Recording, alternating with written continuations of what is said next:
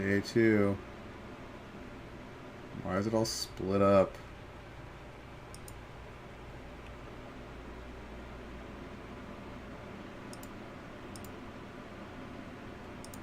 Notably,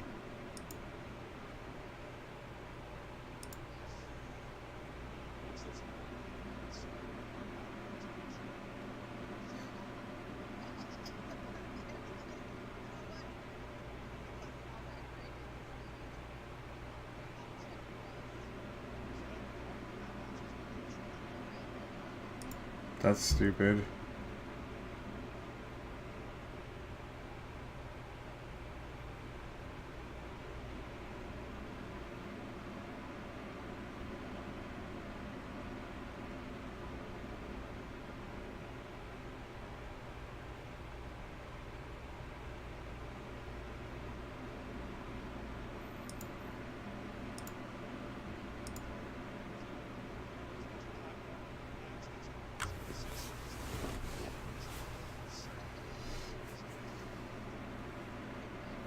I can't believe those two guys. So those two last guys that were 12 and 2.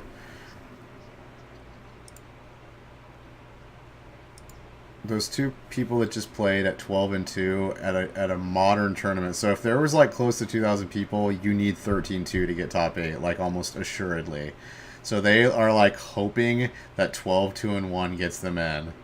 Like that is so stupid to not play that out, as they're idiots.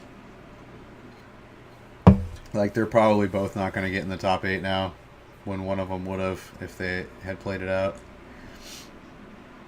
Alright, so there's a lot of burn players apparently because it's good against the Phoenix deck. And it's good against like Death Shadow. Or it's decent against Death Shadow. Good against KCI. It's got a lot of good matches for the meta right now. Even though Burn's not the greatest deck.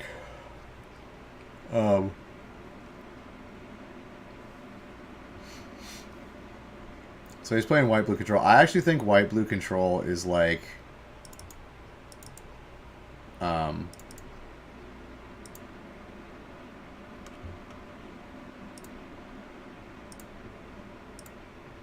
I think white-blue control is one of the best decks in Modern right now.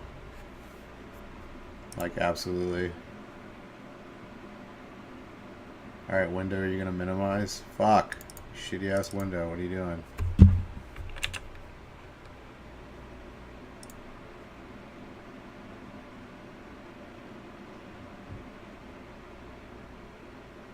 Okay, there we go. So... he's got Jace the Mind Sculptor out, and he's at 10 life. But see, the thing about white-blue control is it plays all these main deck cards that gain life. Like it plays timely. It plays like 1 or 2 timely reinforcements main.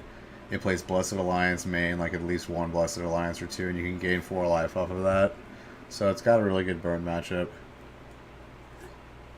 And then after sideboard, it just gets even better for the white-blue control player. So I'm going to give this one to the white-blue control player. Like, I think he's advantaged to win at this point. He's got a full grip of cards. He's got counter magic in his hand. He's got Jace the Mind Sculptor. He can start Fate Sealing him. +2 looking at the top of his deck and just bottoming any action cards. Just hoping that he keeps a land on top. Oh, it looks like he already Fate Sealed him. And now he's going to crack a land so he can get a fresh look at his top of his deck. He probably left a land on the top of his deck, so...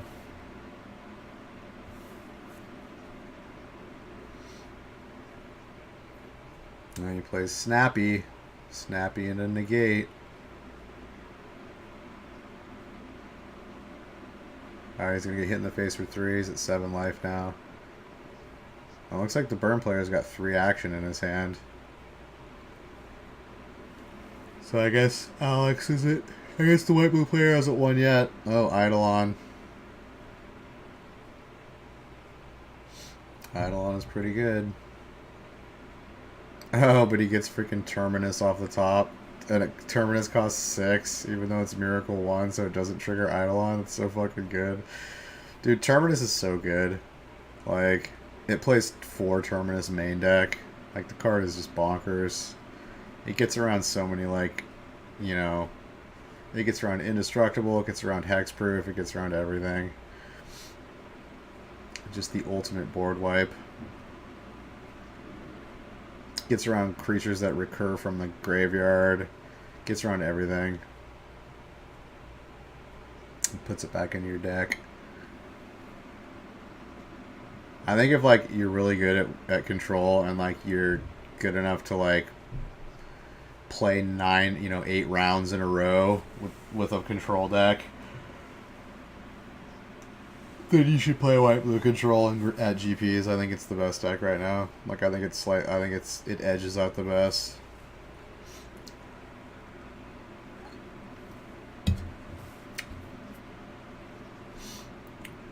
So he plays a Search for Escanto, which is insanely good. It's not gonna flip next turn, but I mean, it lets him scry every turn. And card's bonkers.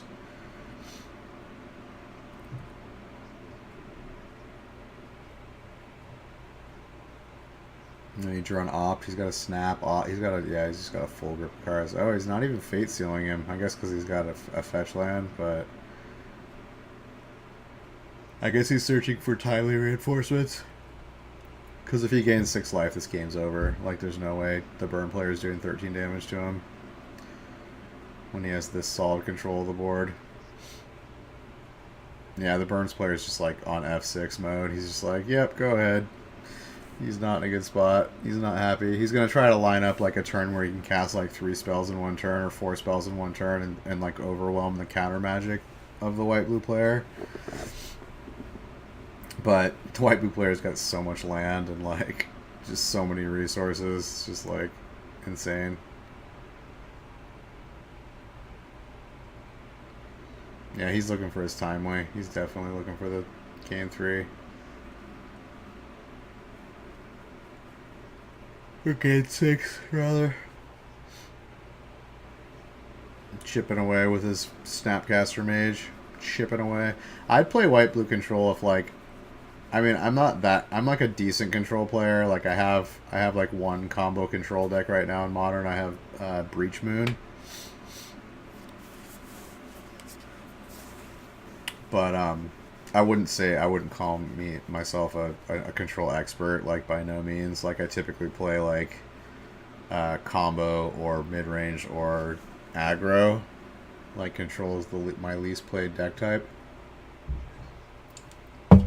But I picked up 4 Colonnades for 19 each when they got reprinted. So I have, like, all the cards for it except for, like, I need to pick up 2 Search for Escantos, and I only have 1 Jace, and I have 0 Teferis, so I need to pick up, like, 2 Teferis and, like, another Jace, and 4 Terminus, and then I'd be good to go. And Terminus are cheap. I could pick those up for, like, they're like $5 or something like that. The Jaces are expensive still. They're like 75 or something like that, and then Teferis are like 40, so I have to drop like $200. Although I have a bunch of credit. I play at 2 different shops right now, and, like, at one shop I have like 70 credit, and the other shop I have like 50 credit. So, like, I could get like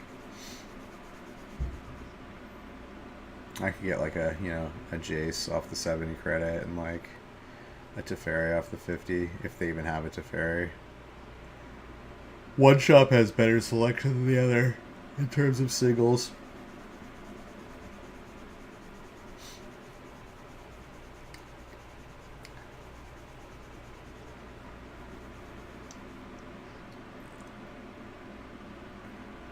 Alright, the burn player is going to try to run out a bunch of spells now, I guess.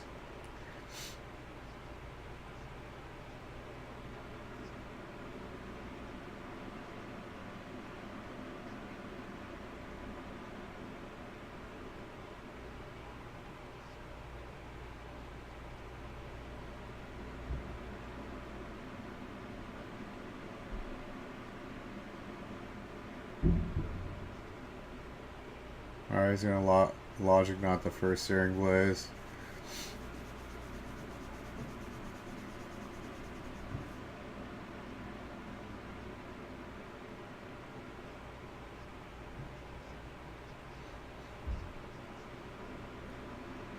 So he's Searing Blaze, and then in response to his Searing Blaze, he's Searing Blazing. And then he's logic nodding the second Searing Blaze, I believe.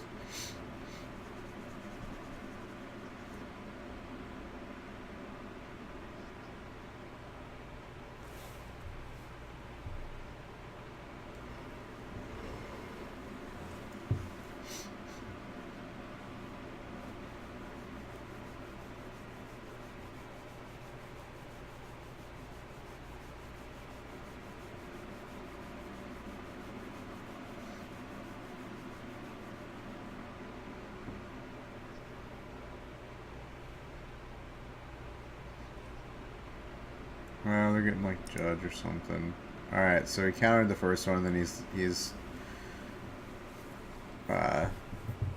Cryptic Commanding countering the second one. And then he's going to cast a third one. He has a third Searing Blaze in his hand. This might actually get through if he doesn't have... Oh no, he has another Logic Knot. Yeah, this is what I was talking about. His hand was just stacked. Like, I don't think the burn player has a chance of winning. He has to get really, really, really lucky.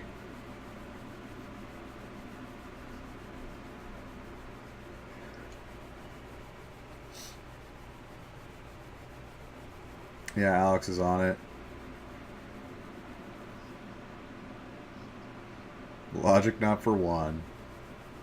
All three countered. Feels bad, man. Feels bad, burn player. Sorry, bruh. It sucks, but, you know.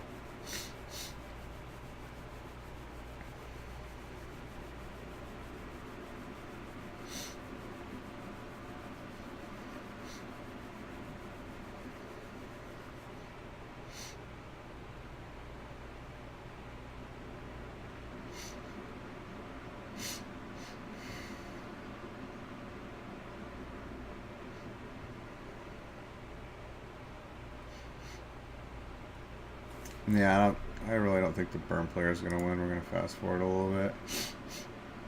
Well, he gained life, so he must have played fucking timely reinforcements.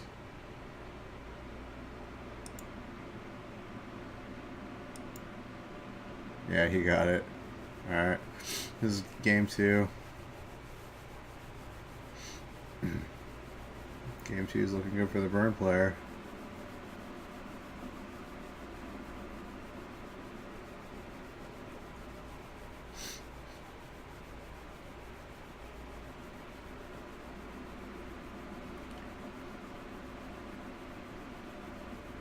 Actually, it's not looking good. It looks like he mulliganed.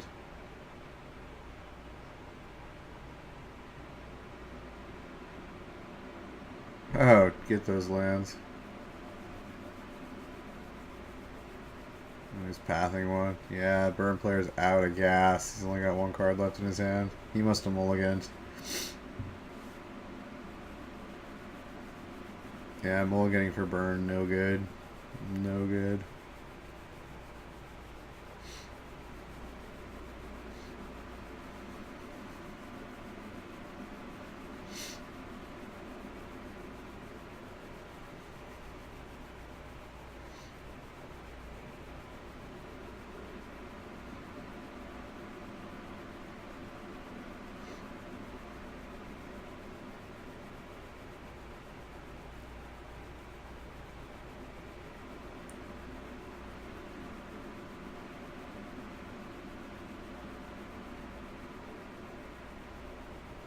Yeah, he's got a grip of full grip of cards.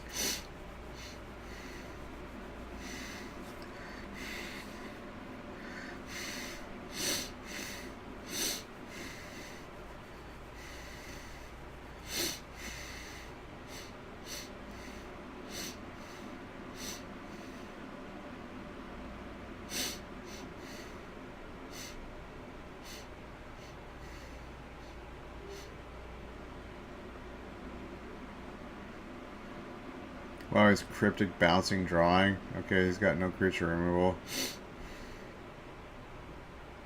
Now's the turn to cash in your damage spells, dude. You need to cast them right now. Get him down to 4. Oh, what are you doing? The shields are down, buddy, and you're not burning his face.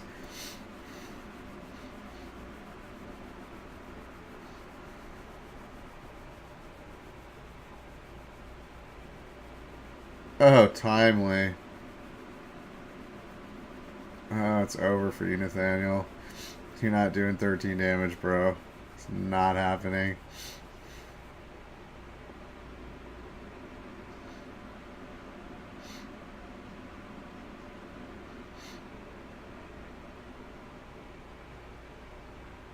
Yeah, you're screwed, buddy.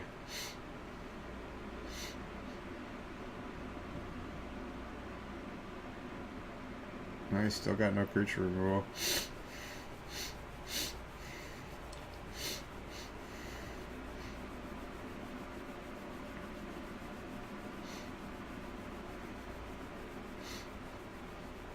I don't see why. I guess he's waiting if a Jace gets played, he'll kill the Jace. I'm not really sure why he's saving the Lightning Helix.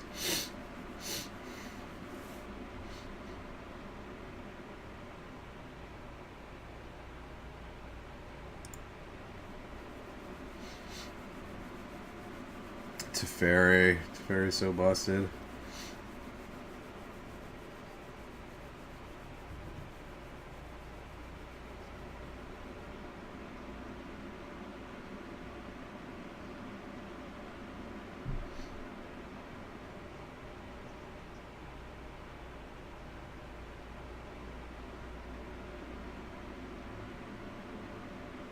No, he had 5 lands, dude. You monkey.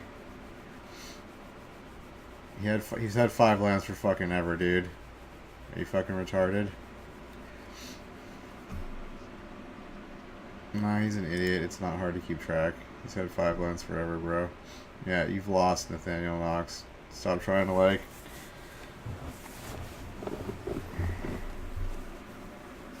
edge shooting or whatever it's called. Basically cheating, even when you know he fucking didn't play the...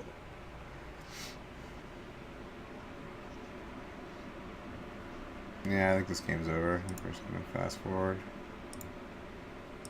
It's gonna be a long, drawn out... Yeah, he won. Dude, another one. Another time walk match. Titan Shift. Okay, I have two friends that play on at Friday Night Magic that play Titan Shift, and they like love it.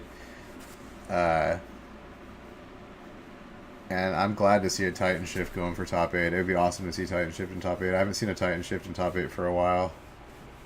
But that Izzet Phoenix, man. That deck is so brutally good. Like, I play Izzet Phoenix in Standard right now for paper.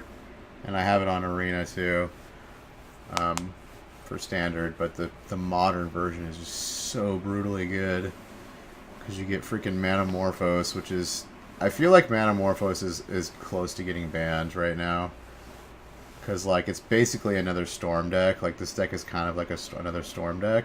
And notoriously, Wizards of the Coast does not like Storm as a deck. They don't like decks that, like, basically just play Solitaire. That just, like, you know, play with themselves and not have a lot of interaction. And these decks do not have a lot of interaction.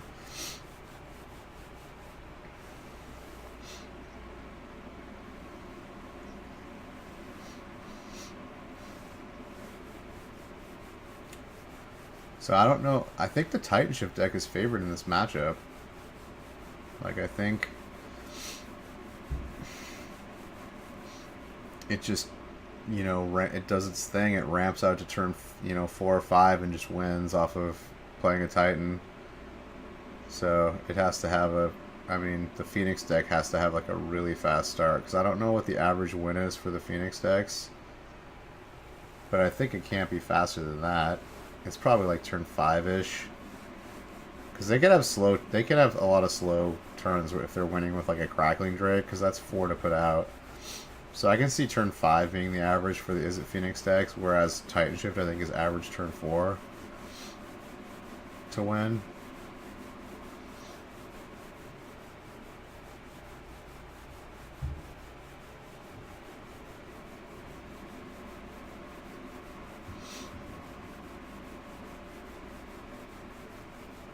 I don't know, he's freaking going hard though. That looks like 2 Phoenixes in his hand. Oh my god, it is. He has 2 more. Oh my god, he's gonna throw out 3 Phoenixes. So yeah, he's gonna win turn 4. Dude, this Phoenix deck, man. Oh, and he has the thing on the ice? Oh my god. That's 16 damage turn 3. It's ridiculous. Ridiculous. Yeah, it's so sweet. It's like Storm. Wow, it's another Storm deck. It just plays a million cantrips in a row and just wins off of it.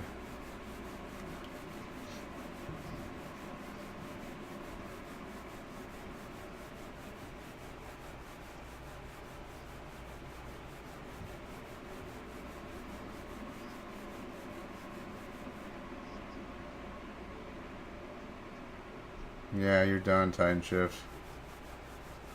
You are done.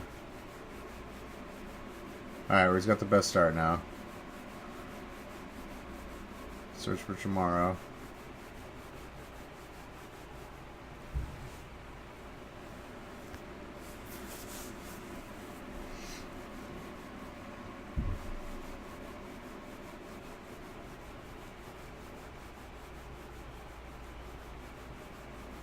Let's see if we can put up a fight. Like I know Titanship can win turn 4, like definitely. If it has a couple ramp cards.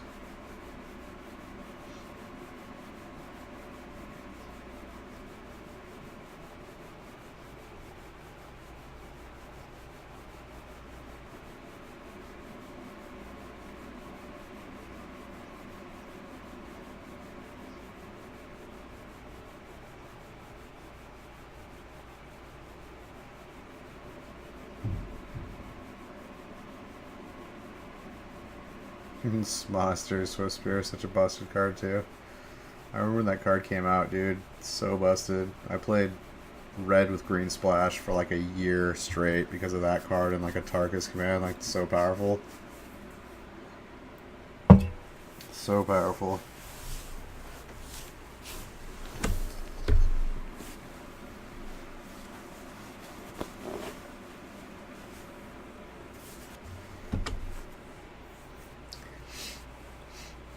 Alright, he's got Explore. Okay, he's got his ramp, like...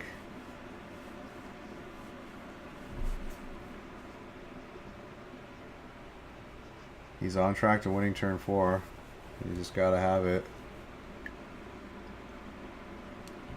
Gotta have the Titan and the Scape Shift.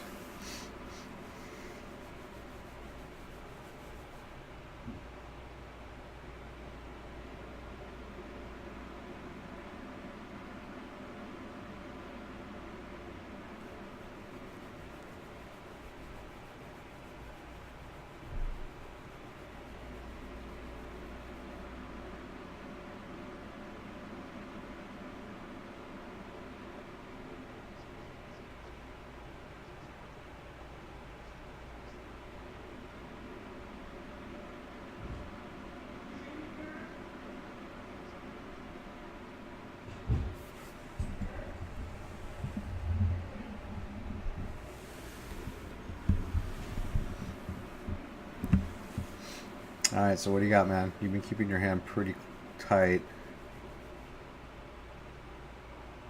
I don't know what's in the Titanship player's hand. But, oh, is it Phoenix missed a land drop? Okay, so he's definitely not winning this game if he has the, if he has Scape Shifter Titan in hand.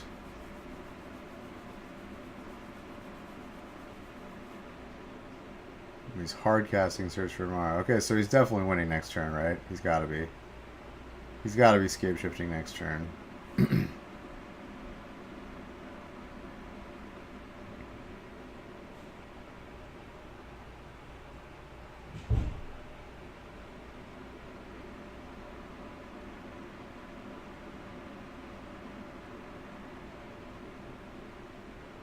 Good Tri Builder. Yeah, he's definitely winning next turn. If he has Scape Shift in hand.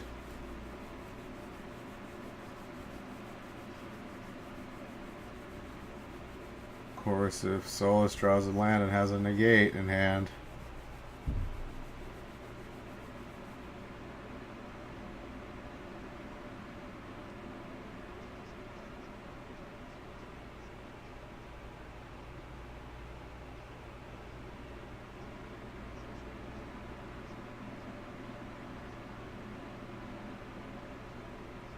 Yeah, and Skip Ship's a sorcerer, so you can't dispel it.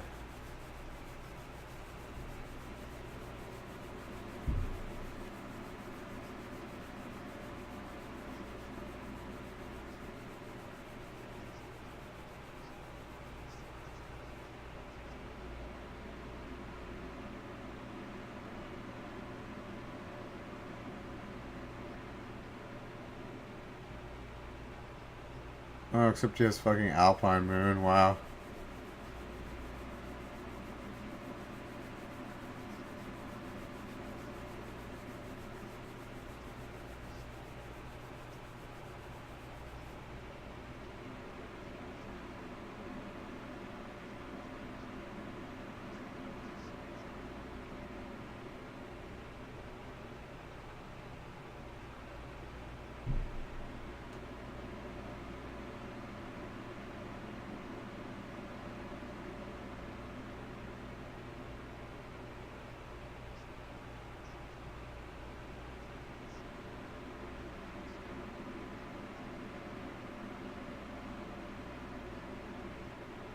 Wow, this Phoenix player is holding on with his sideboard cards. What a luck sack. I guess that's why he kept his one land hand, because he had fucking Alpine Moon and Swift Spear and Spell Pierce. Seems good.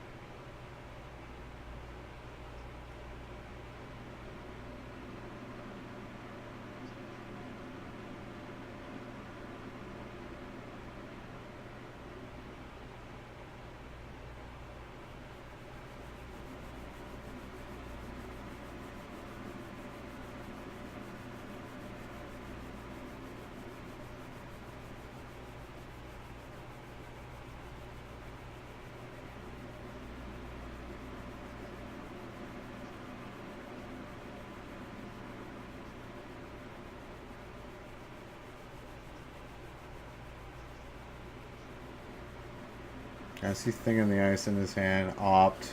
Lightning Bolt. Thought Scour and Faithless Looting. Yeah, he's not in a good spot. He loses Escape Shift if he plays it, unless he like opts and tries to find another Alpine Moon.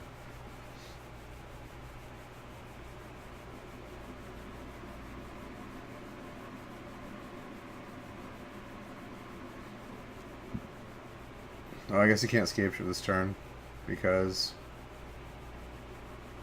he has to pay for the pact. Alright, he's still in this. Dude, this Phoenix player's still in it on 2 lands. That's ridiculous. I thought he would have been dead like 2 turns ago.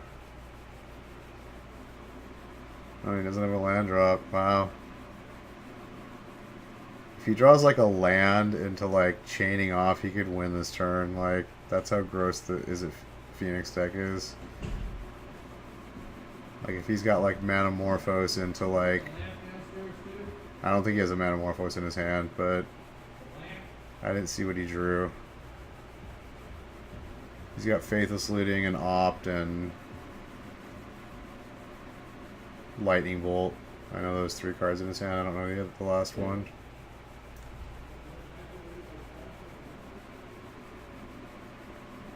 Oh, is that guy's cards all foreign? Okay, yeah, that makes sense.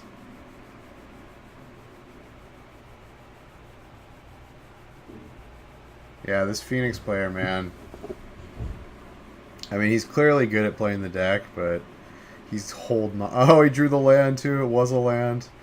Oh, shit. Okay, let's see what you got. Is it Phoenix player? Let's see what you got.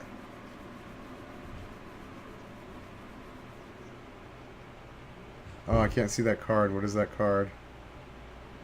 What is the rightmost card he's got in his hand? I can't tell what it is. Come on, hold your hand a little bit forward, buddy. Let the camera see it. He could very easily win this turn. He has a Swift Spear. He has the Lightning Bolt to remove the blocker, and he's got Swift Spear. So if he flips, he has to have Manamorphosis. Like, it's not going to work without that. He just doesn't have enough mana to do it all. So, like, he has to have Manamorphosis. If he has, like, a Manamorphose and he gets, like, another Manamorphose, then he could win this turn for sure. Because he could flip Thing in the Ice, replay the Swift Spear, chain off more spells, maybe get a Phoenix back and do, like... Oh, no! Okay, so he lost that game. So apparently he didn't get there. I was curious to see what he was going to do that turn, though. Okay, he's got Search for Tomorrow again. But the Phoenix player is on the play, though, which is bad because I think both of these decks try to win by turn 4. So I think the Phoenix deck has, like, a slight advantage here. And it has counter magic too, and it has like Alpine Moon, which is like just stops, you know, just stops Valakut from even working. So it's a good answer to this deck. Okay, so he's got Thing in the Ice. Okay, he's got Lightning Bolt, Arclight, Phoenix.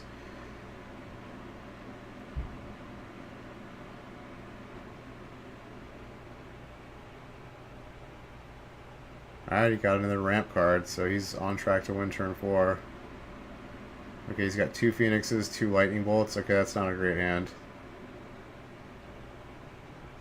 I can't see that the last card in his hand. Oh, it's an Opt. Okay, well, he could flip Thing in the Ice, put the pressure on. If he flips Thing in the Ice this turn, the pressure is on the Titan Shift player, like super pressure. Because he's got 2 Lightning Bolts, so that's 13. Yeah, that's lethal in 2 turns. He's got the turn 4 win. So the Titan Shift player needs to draw like a Sakura Tribe Elder, so he can chump block the thing in the Awoken Horror, and then hopefully Scape Shift the following turn and win.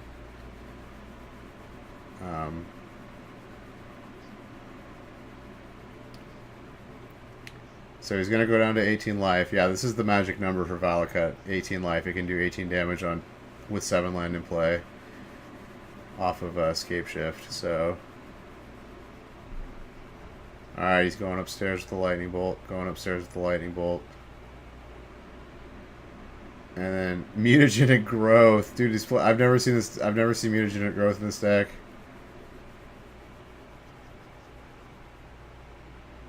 Dang, he's at 4 life. Alright. Yeah, he did it.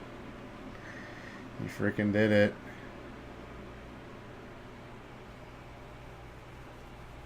I'm not sure why he Mutagenic Growth, though.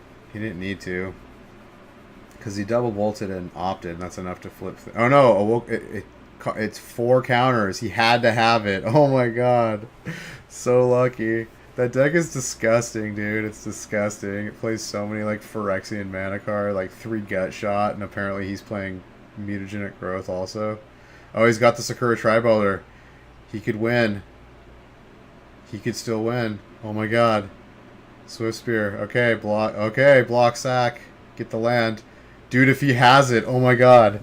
If he has it. If the Titan Shift player has it, oh my god. What a game.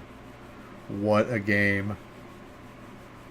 I kind of want him to have it. I kind of want Titan Shift to win this. Like, I haven't seen Titan Shift in the top 8 in a long time.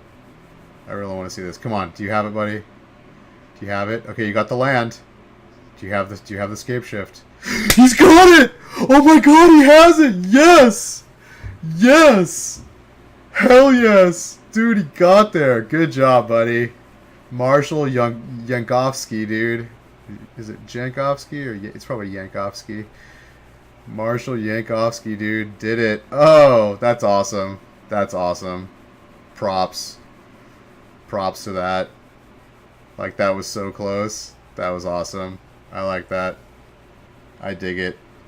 I dig it. All right, so let's go to the top 8 announcement. All right, let's see who got there.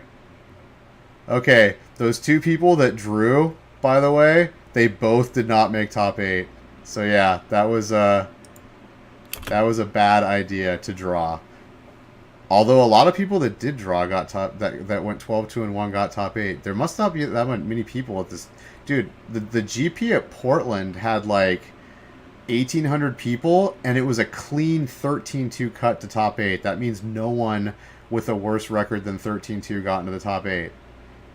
No one. So in this tournament, 4 people with 12-2-1 got into the top 8. That's insane. There must have only been like 1,200 people in this tournament, which is weird because like Oakland is like right next to San Francisco. You think like that would be huge. Like maybe like Modern is not very big in that part of California. That's crazy. All right, top 8 incoming. All right, Eli Cassis, he's on Phoenix. I know that. I don't know what Stephen Haker's on. Matt Nass is on Cartclan Ironworks. Okay, there's Eli Cassis' Phoenix deck. Does he play the mutagenic growth? He doesn't. I think mutagenic growth is super greedy. Like, I don't know if I would play that card. I think Gutshot 3-of is fine, but like, mutagenic growth is just 2 extra damage. You can't like do anything else with it. Oh, no, dude, there's 2 Cartclan. I hate Cartclan Ironworks. The game is... Dude, oh, it's hard to scales. I saw Inkmoth Nexus in Pendelhaven. I thought it was Infect. I'm a huge Infect player. Like, I love Infect.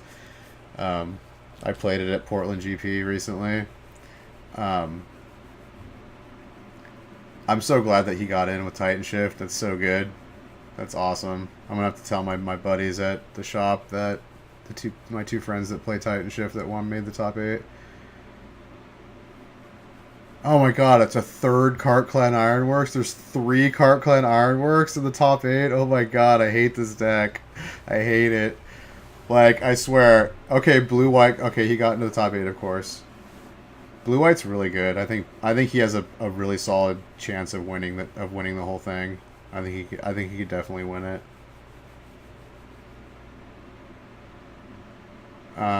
Yes. Oh my god, Sam Black's on Cartclan too. There's 4 Cartclan Ironworks in the top 8. That's insane. 4. Alright, so Hardened Scales versus Cartclan Ironworks. Dude, this guy's name is Garth Draculis. Dude, his name is Draculis. That's fucking awesome. Yes. Garth Draculis.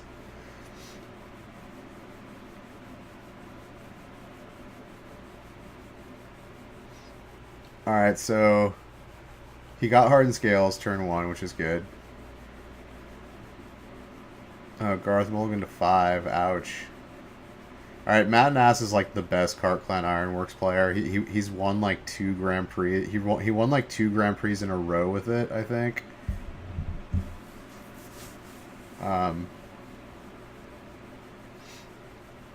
So he's pretty much the best Cartclan. I mean, in terms of results put up with the deck, he's put up the best results for that deck.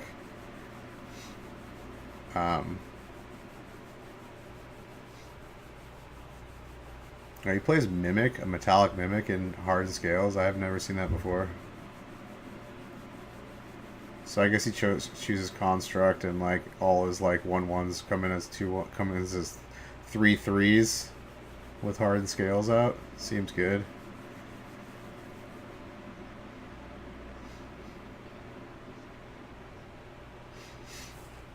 Oh, Garth missed a land drop, so that must be... Oh, you got the Ironworks. Oh no, that's Engineered Explosives. Never mind, never mind.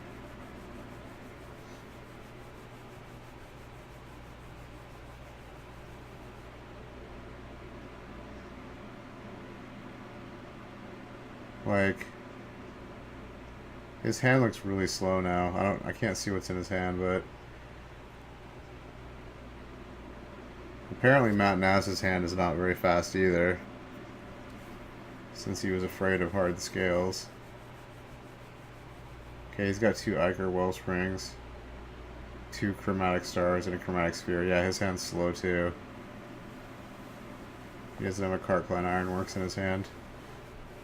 So Garth's deep in the tank. He's like, how do I win this as fast as possible? He needs to get counters on that Ink Moth Nexus and get in there. Put him on like a 2-turn clock.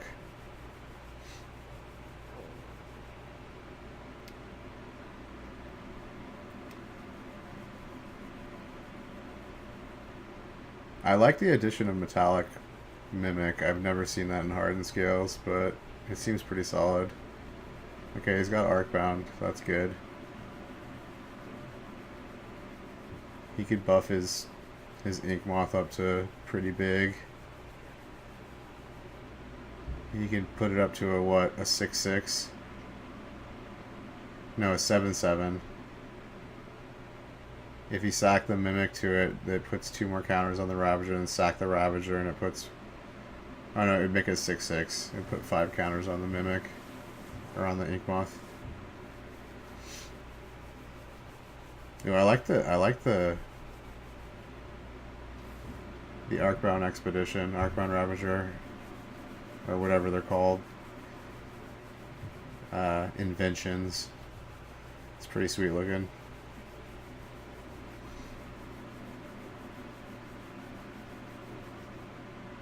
Oh, Drew Land. Okay, he's got a Mox Opal. He still doesn't have Cart Clan Ironworks, I don't think. Yeah. So he's not gonna win next turn. Probably, unless he rips it off the top.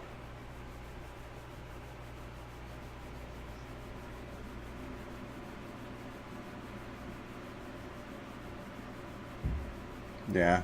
If he gets the Cart Clan Ironworks, like, he's winning next turn, but he has to draw it.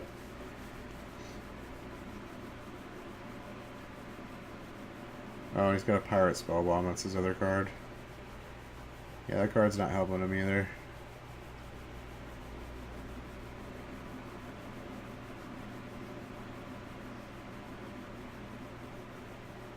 God, I can't believe there's 4 Cart Clan Ironworks in the top 8. It's disgusting. They need to ban Mox Opal. Mox Opal would make the deck not very good if it got banned. Alright, Garth, you got 1 turn, man. Shields are down. Oh, shit.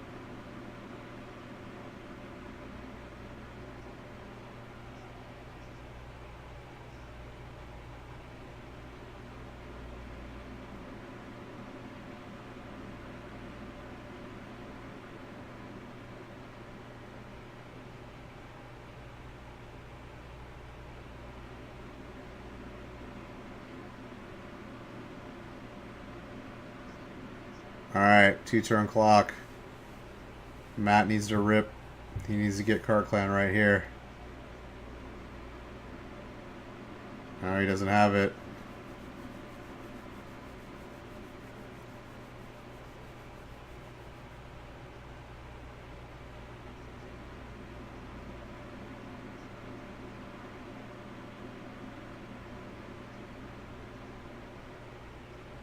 Dude, I want Hardened Scales to win. I hate Cart Clan Ironworks.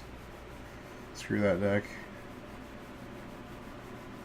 If you want to play Solitaire, go play a Solitaire game. Don't play an interactive game called Magic the Gathering. Oh, you're done, Nas. You're running out of mana. You're done. I think you can play... You have 3 mana? 4 mana? Yeah, that was like your last chance to draw Cart Clan and go off this turn. I think you're done. Well, now he has to play the Pirate Spell... Or the Spellbomb doesn't even work, because the Spellbomb only does 2 damage, and that's a 5/5. Oh, it's over. It's over. Nice. Garth Draculis. Draculis. Dude, I want Garth Draculis to win. Just on his fucking name alone. That was a badass name. I want my last name to be Draculis. That's fucking awesome. My last name's Lockaby, thus the Lock Daddy. But, dude, Draculis. I'd be called Drac Daddy. Drac Daddy's pretty badass, actually. Alright, we don't want to watch these guys sideboard if they're not going to show the other matches. I don't know why they're not switching over to another match. Alright.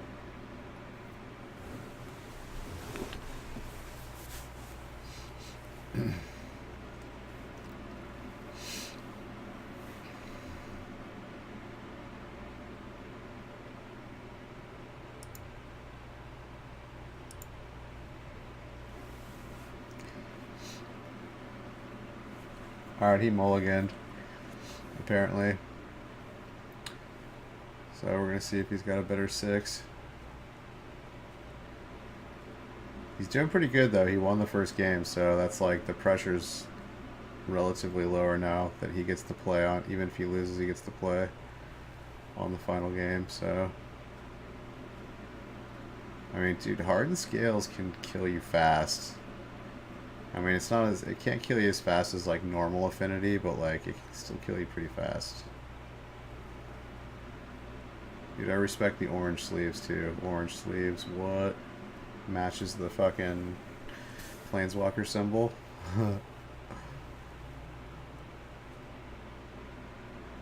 Alright, he's keeping it. Scrying. Scrying to the top. Okay. I see a Nature's Claim, a Forest, a Hangerback Walker, an Arcbound Ravager.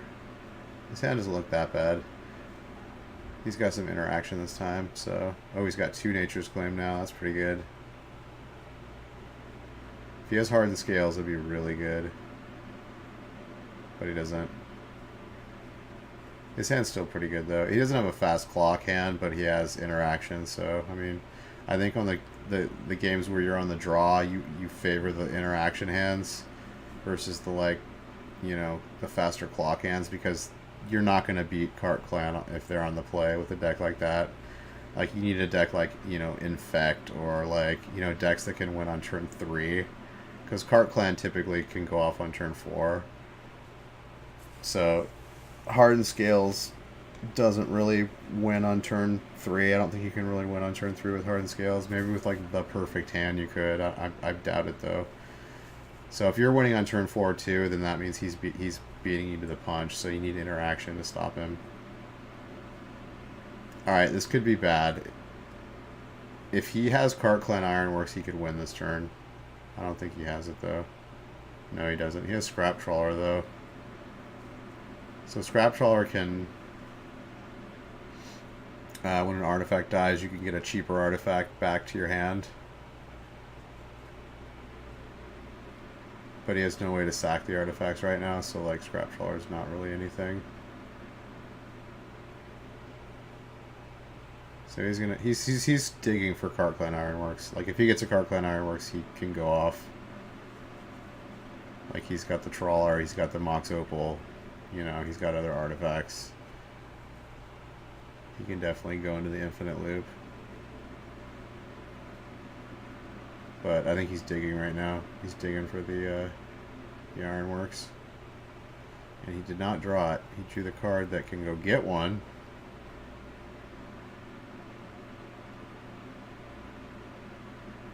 Okay, so he plays Scrap Trawler. He still doesn't have Ironworks, though, so he's still not going off on his next turn unless he gets an Ironworks, so... Oh, and he draws the freaking... Static Orb, or not Static Orb, fucking, what's the name of that card? Every spell after the first you cast costs exponentially 1 colorless more mana to cast. That card stops the deck in its track. Yeah, he's gonna play it.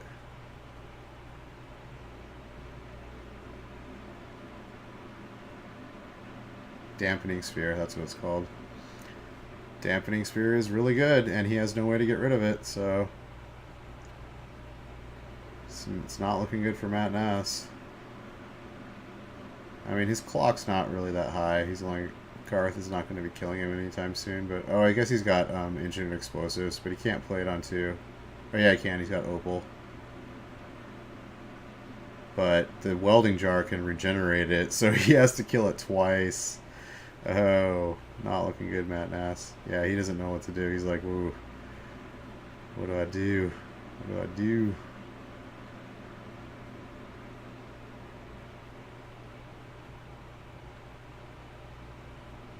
Yeah, he has no way to get rid of the Dampening Sphere right now. Well, he has a way, but not through regeneration. Yeah. Matt Nass is looking pissed. He's looking pissed. Okay, so he's going to Ancient Stirrings.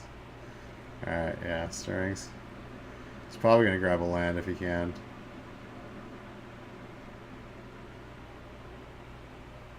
Yeah, he grabs a land. Needs to build up his board. So now if he wants to play another spell, he has to pay it an additional 1 colorless mana. So he's probably just going to pass. Yeah, he's got 2 Nature's Claims too. Like, he's sitting in a really good spot. I mean, he can't attack right now because he's got a Scrap Trawler, which is like... Oh, he's going to go get Clark Clan Ironworks. Okay.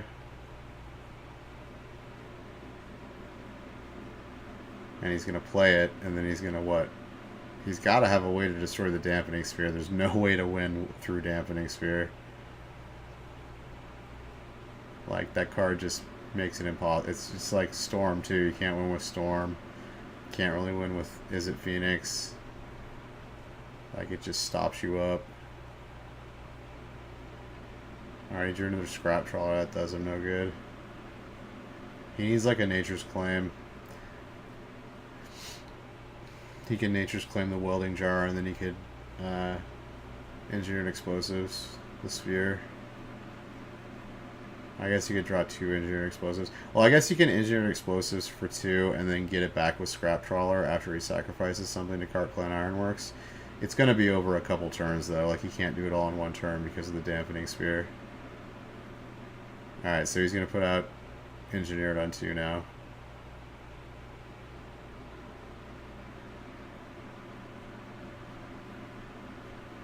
And then he's probably going to crack it on the instep. To wait and see if he plays anything else.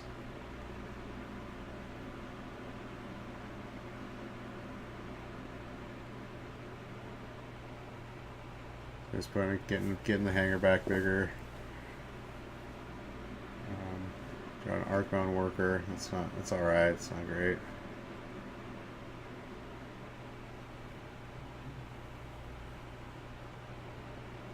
He's playing Ravager. Okay, Ravager's good. That's actually going to put a clock on. I mean, he can't really sack anything else, though.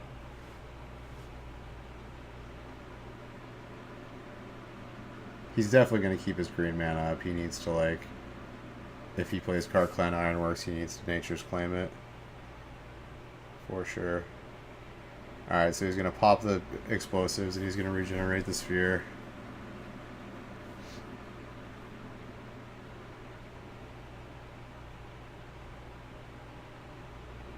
And then he's going to play Cart Clan Ironworks on his turn, and then he's going to sacrifice the...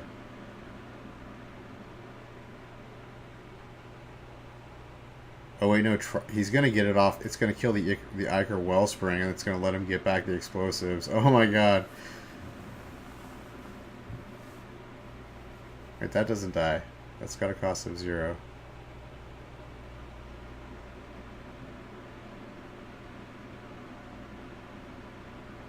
Oh, what are you doing, bruh? That is a bad idea. Okay, so now he can't Nature's Claim. I think that was a bad play. I think that was a really bad play. Because he's going to get back the explosives, and he's going to go off. He's going to go off. He threw the game. He threw it away. Like, Matt Nass totally played that perfectly, and Garth did not play that perfectly.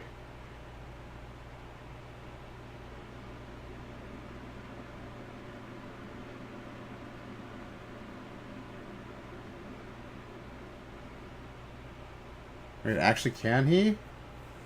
Can Matt Nass go off? Oh, I guess he can't. He doesn't have enough mana. Oh, wait, yeah, he can. Yeah, he can. He's got exactly enough. He's got exactly enough. Yeah. So he's going to sack 2 of his lands, his artifact lands, put 4 mana in the pool. Yeah. Yeah, it's over. He should not have tapped out. That was a terrible idea. You have 2 Nature's Claims in your hand, dude. Why would you tap out? Oh, you're screwed now. Yep, he's got Trawler in. It's over. It is over.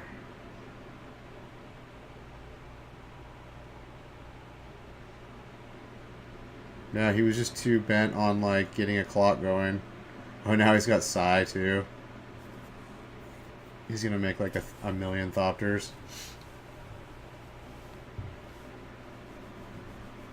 Oh yeah, he knows what's up. Matt Nass is going to town. He knows his deck way too well. Yep, Garth, man, I think you would have had this game if you had just kept your mana up. Could have killed this Cart Clan Ironworks. They have to have it to win. Yep, he gave it up, man. He totally gave it up, and you threw that. Yeah, he's shaking his head. He knows. He knows he got greedy. He got super greedy. All right, we're gonna fast forward it to the third game.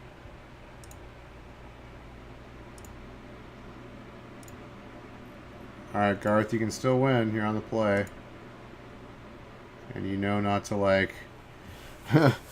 Not to give them one turn where with the shields down, because that's when they just win.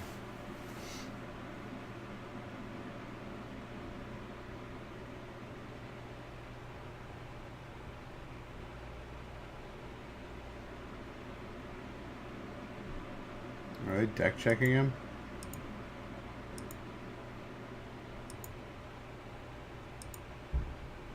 Alright, they got their hands.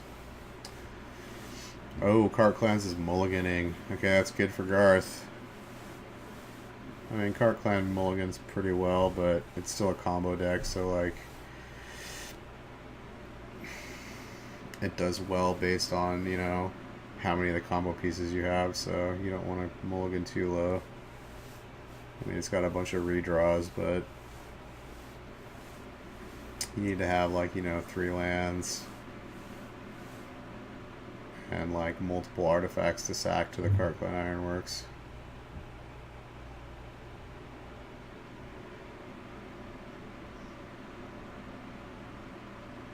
I'm rooting for Hardened Scales. I hope Hardened Scales wins. I think it's a cool deck, and like, I do not like Cart Clan Ironworks.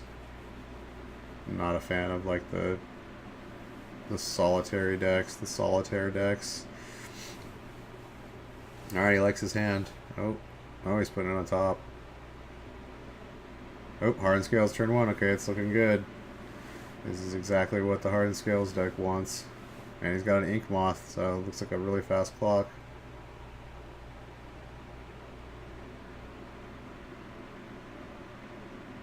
Or is he going to play Arcbound?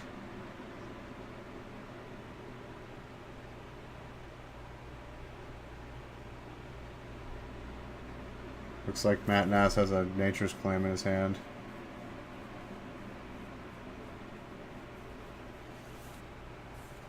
So if he tries to go all in on the Ink Moth now. Oh, he's getting rid of it. Okay, that's a good call. He's doing it in response to him playing the Arcbound. Okay.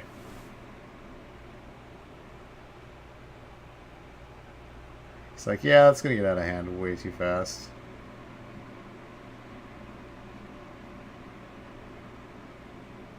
Oh, Engineered Explosives. You might take that one. Yep, he takes Explosives. Explosives is such a good card. I have 2 main deck in my Bant Eldrazi deck. I think it's so good.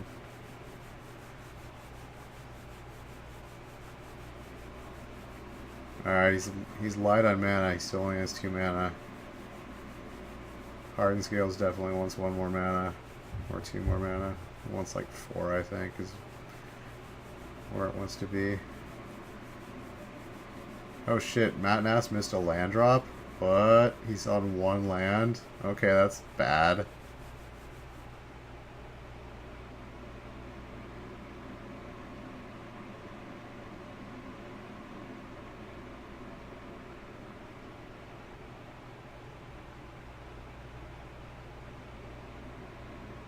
Why do you play the Ravager over the Mimic?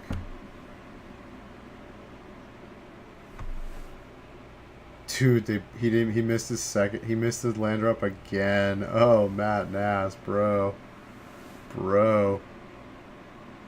Dude, he must have had a Nature's Claim. That's what his scry card was.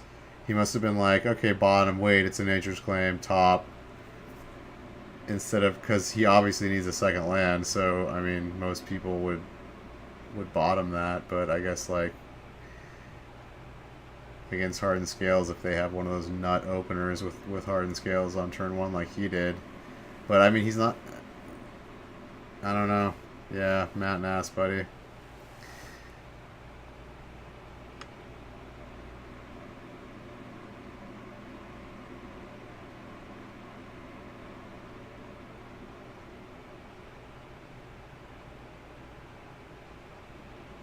Okay, I guess he just keeps playing out his stuff. I don't know why you didn't play Mimic first, because all these would be getting an extra token on them.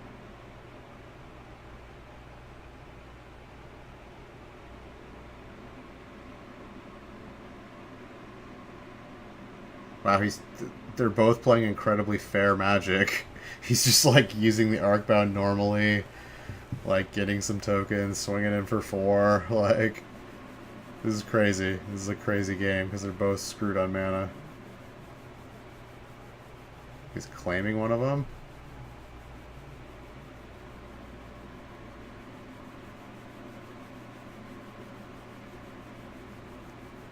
That's interesting. I don't know why he did that. Oh, he's got fucking 3 Nature's Claims? Okay. Oh, it must have been an Ancient Stirrings that he top decked, right? Had to have been an Ancient Stirrings. So he thought he'd get a land drop off of that. He just got incredibly unlucky.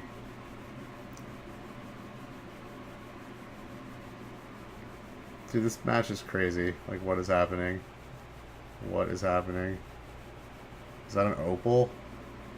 I think he drew a Mox Opal. This is so bad for him. He's using his freaking Pirate Spell Bomb to, like... Oh my god, he's gonna use it just so he can kill the Mimic. That's hilarious. I guess, like, Explosives on 0 isn't bad. It kills, like, all his tokens if he gets any. He keeps not drawing lands either. Dude, he's gained 8 life off of the freaking Grove of the Burn Willows. That's crazy. This game, dude, is so crazy. Like, what is happening? Okay, he's gonna Ancient... I know he's not Ancient Stirrings. He's gonna... Okay, he's gonna Sphere into 1 green, and then he's gonna see if he gets a land drop. And then he's gonna Ancient Stirrings. Oh my god, he hasn't got a land drop either. What? Okay, he's gotta get a land off this. Like, 100%. Like, there's no way he doesn't draw a land off this. Oh my god, there's only... Okay, there's 2 lands. Okay. Like, if that had been a whiff, I'd be like, what is happening? That's like 12 cards, no land. Or like 14 cards, no land, something like that. Because he already Ancient Stirrings once.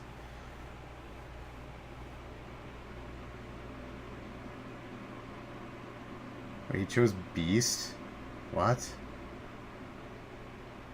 Not Construct? Right, I'm confused. It says Beast.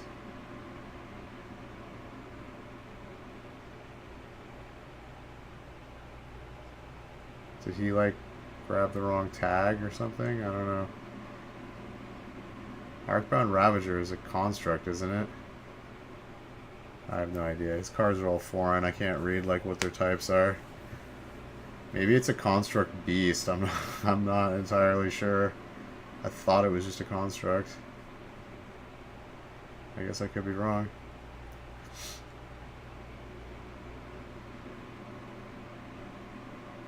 Alright, Madnass, what are you going to do? He's got Carclan Ironworks in his hand, and he's got Scrap Trawler. But he doesn't have 4 mana? Nope, he doesn't.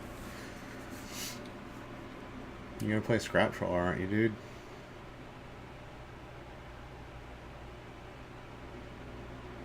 I mean, you have to play Scrap Trawler, right?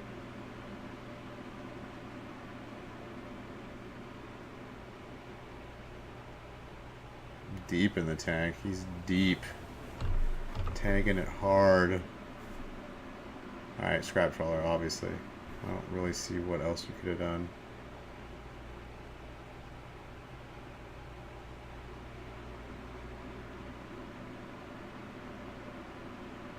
Wow, it's another freaking welding jar.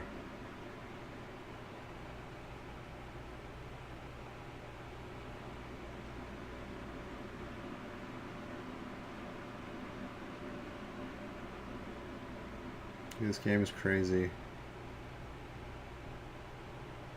He's just like swinging in with like a 2-1. Going for it.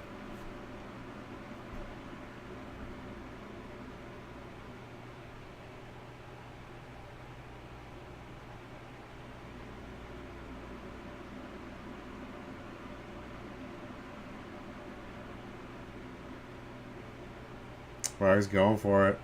2-turn clock.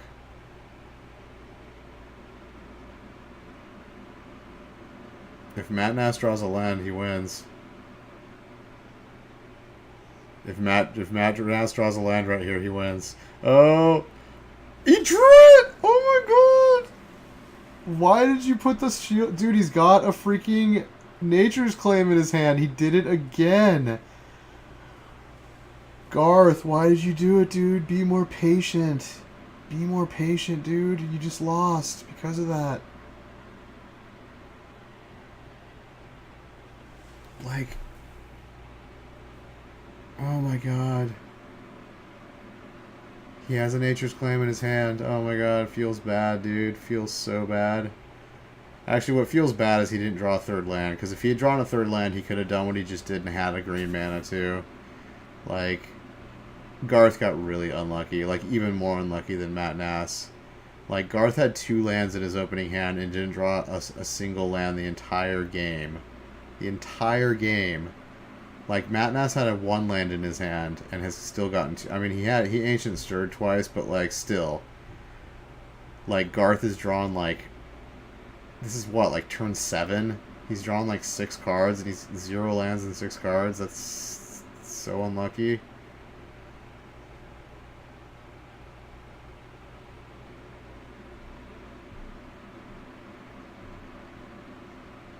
Yeah, it's over.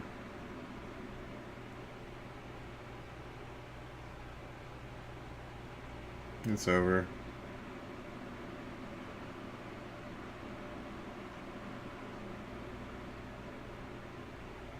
Matt Nass, dude, you better be thanking your lucky stars that he fucking didn't draw a single land his whole game. Wow. Nass, you're so lucky, dude. So lucky. Yeah, it's over. I don't even want to watch this. It's just sad. Yeah, Matt Nass, you better be thanking your lucky stars, dude. You got fucking touched by an angel there. Alright, another Carp Clan Iron. I want... Dude, you know what? I want Cassis to win. I mean, I don't like either of these decks, but I want him just because I don't want to see any more Carp Clan Ironworks winning tournaments, dude. Like, how many times does Carp Clan Ironworks have to win a GP for them to ban something from it? Like, seriously. Like, Matt Nass has won 2 GPs with it, like, in a row. I think they were, like, back-to-back GPs. Like, the deck's too powerful. And there's 4 in the top 8. Like, that's ridiculous. Like, between that deck and the graveyard decks, like, there's just... You have to have, like, half your... Like, 4 cards in your sideboard, 5 cards in your sideboard devoted to, like... Or 6 cards in your sideboard devoted to, like, artifact and graveyard decks. Like, that's just, like... That's how prevalent the decks are, like...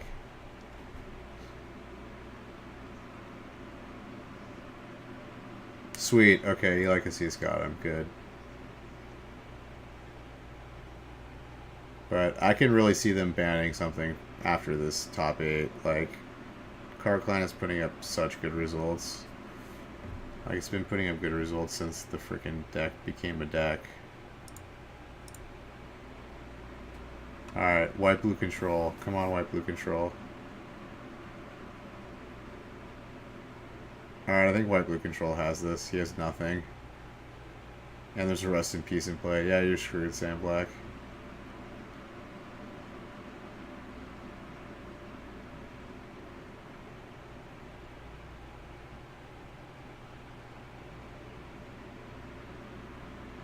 Like, this white-blue control deck could easily win the whole tournament. Because I think it's got a pretty good matchup versus Carp Clan. It's got a bunch of counter magic. It's got its sideboard cards like Rest in Peace are amazing against it. It has Stony Silence too, which shuts it down. It's got multiple ways to shut down the deck. And he's got a bird. He's killing him with a bird from freaking Swan Song. He Swan Song something, and he's killing him with the bird. That's awesome. That's what you get for giving him a 2/2 bird.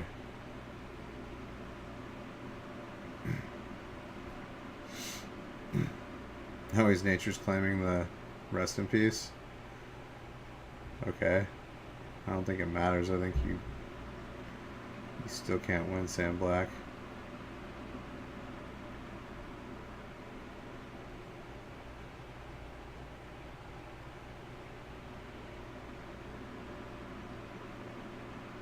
that a negate? Yep. Alright, 2 Cart Clan Ironworks knocked out. Good. Let's hope the third one... Dude, there's 4 of them in the top 8, dude. That's insane. 4 of them. Okay, so there's... Alex Olson was the white-black. Dang it, Yakomsky lost. The Titan Shift player lost. No! So that means there's freaking 2 Cart Clan Ironworks in the semis. No! I don't want to watch Cart Clan Ironworks anymore. I hate that deck. Okay, let's see his side. I want to see the blue-white player's sideboard.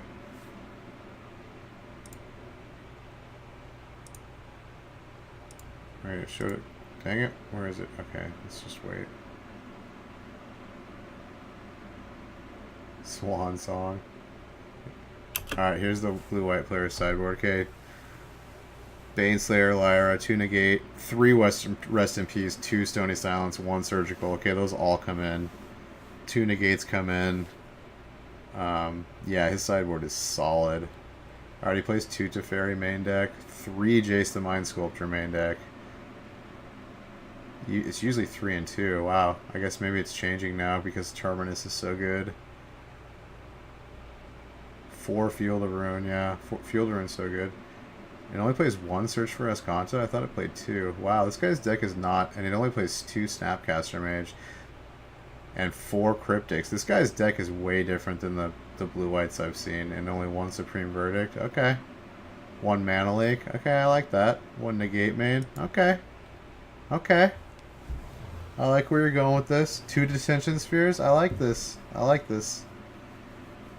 This is very different than the normal blue-whites you see.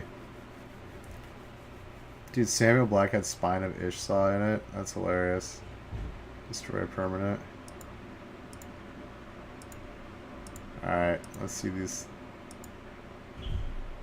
semis. Oh, I wanted to watch the blue-white player. Oh well.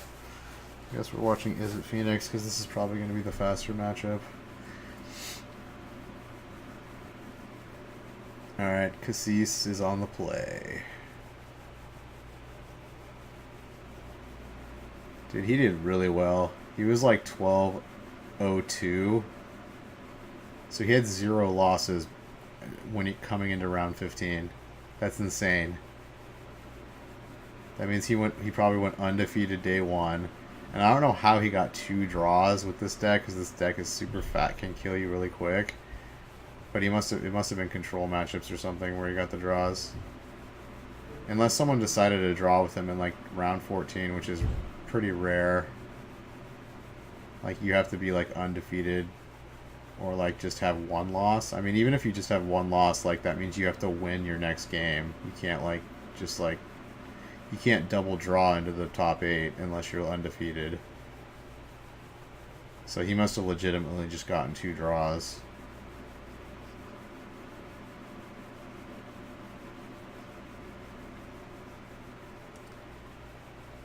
Oh, his deck's all foiled out too. Foiled. Foiled again. Dude, Matt Nass, buddy. You got so lucky in that last matchup, like it's not even funny. Well, I think your opponent misplayed too. I think he should have left the green mana up. I mean, if you're gonna play with Nature's Claim, like you need to keep it up to kill the Cart Clan Ironworks when it hits the table. Like,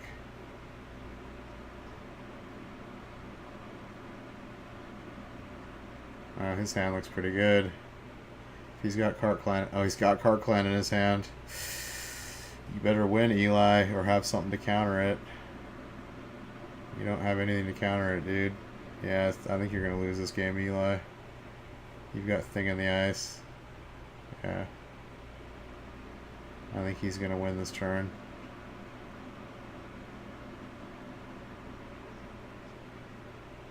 Oh yeah, the gears are turning. Matt Nass's gears are turning right now. Yep, he's going for it. Yep, it's on. He's like, yep, I got this 99%. 99% chance I got this. Oh yeah, he's got this. Icar Wellspring. That's 2 more colorless mana. All he needs to do is find a Scrap Trawler and it's over.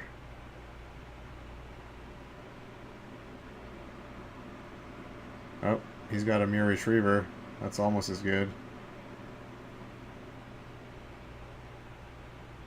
Oh, I guess he has a Mox Opal too, doesn't he? I can't see if there's a Mox. Yeah, he probably would have played the Mox Opal if he had one in his hand.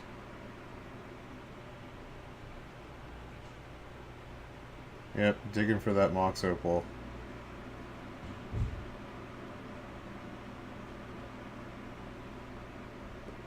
Yeah, Mox Opal really enables this deck. Like, if Mox Opal were banned, like, this deck would not nearly be as good as it is. It would be tier 2. It would not be top tier, like, crazy fast. Oh, he didn't go off. Okay. Yeah, he didn't find a Mox Opal. If he'd found a Mox Opal, he would have won.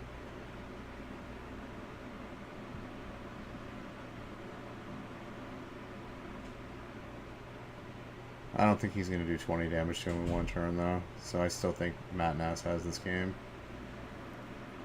Like, he's got an Ancient Stirrings in hand and, like, another mana. Like, there's very little chance he doesn't go off next turn. Like, very little chance.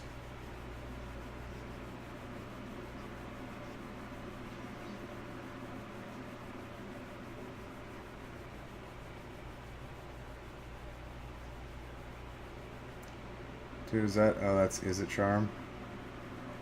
Yeah, he's got 3 lands, it looks like. Is It Charm and Crackling Drake, yeah. So he's going to draw 2, discard 2 here.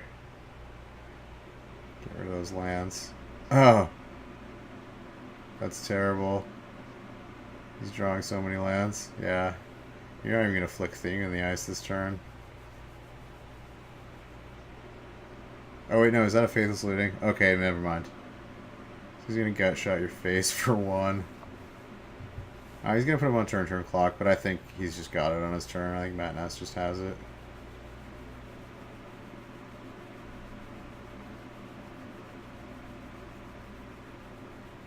Is that the Jumpstart card? Okay, so he's on a 2-turn clock, but Matt Nass is like, that's fine. I get to untap. Oh, he just drew a freaking Mox Opal too. Yeah, it's over. It's over.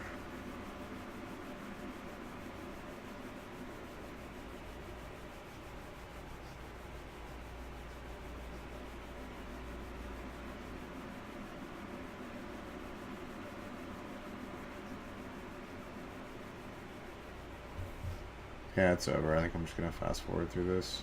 Unless he, like, concedes. Yeah, it's over. It's over.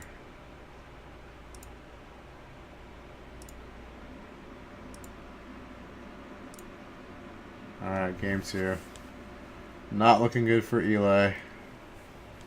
It's really about winning that first game. You kind of, if you're on the play, you kind of have to win that first game against Cart Clan. I mean, sideboard, it does get better for him, definitely. He gets, like, Ceremonial Rejection and, like, maybe he has Dampening Sphere. I didn't look at his sideboard, but... Oh, he's mulliganing, too. This is not good. Not good. Dude, to go 12-0-2 and then not win would feel bad. Because that's a pretty damn good record. Like, not dropping a single match. That's pretty crazy.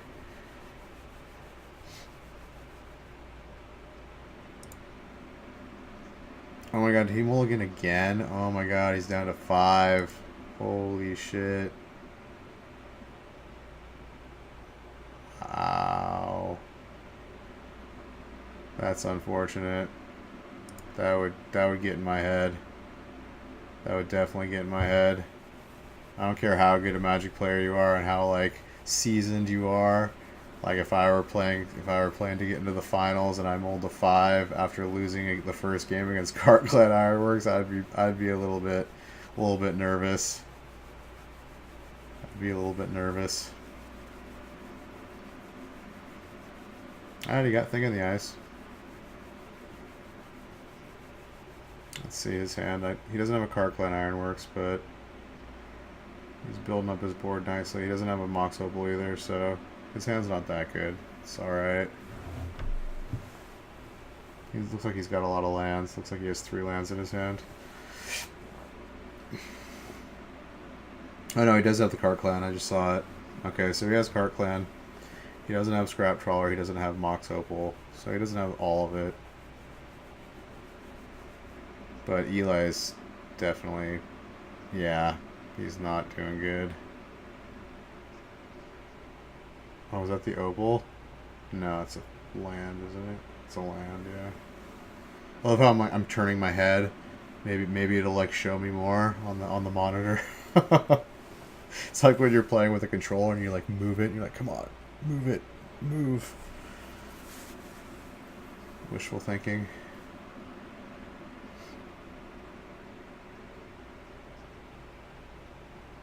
Ancient Grudge, that's really good. And he can flash it back, that's why the breeding pool's in the deck.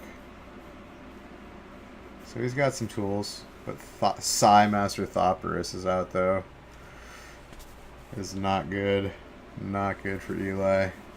I mean, he has Thing in the Ice, which counteracts all your little Thopters, but... Oh, Flame Slash. That's awesome. If he didn't have that Flame Slash, it would have gotten really bad.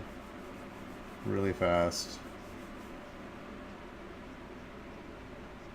Alright, he's got Surgical Extraction. He's thinking about using it on the Psy. If he uses it, he can flip Thing in the Ice right now and put him on a 3-turn clock.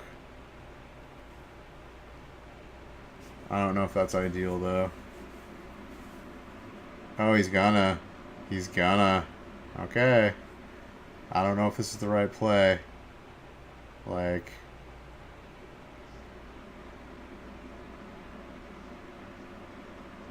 Yeah, like... You want to hit, like... Opal, or like you want to hit something like during their combo, like when the trigger on the stack from Scrap Trawler is on the stack, you want to extract like the card that they're getting back, which would probably be Opal. And if you get all their Opals out of the deck, it makes it a lot harder to go infinite. And obviously, if you get a Cart Clan Ironworks with it, then it's impossible for them to go off. So I don't know if that was the best decision. A lot of these people are making the wrong choices, like just so they can have a clock on the table. Like they think like having the clock on the table makes it somehow better for them.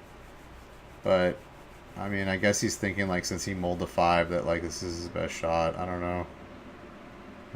I mean, he's got a Serum Vision in his hands. But yeah, he's got freaking 2 Ancient Grudges. So why is he using Surgical on Psy? I don't get it. And then he's Ancient Grudging that, like, I don't get it. I mean, it's not a 2-turn clock, it's a 3-turn clock, so, like, Matt Nass gets 2 more turns to set this up. Well, I guess, okay. If he plays Cart Clan Ironworks, then he doesn't know about the other Ancient Grudge in his hand, then he'll Ancient Grudge it. So, okay, I guess he's pretty well protected. Okay, I guess this wasn't a bad play. I guess this wasn't terrible.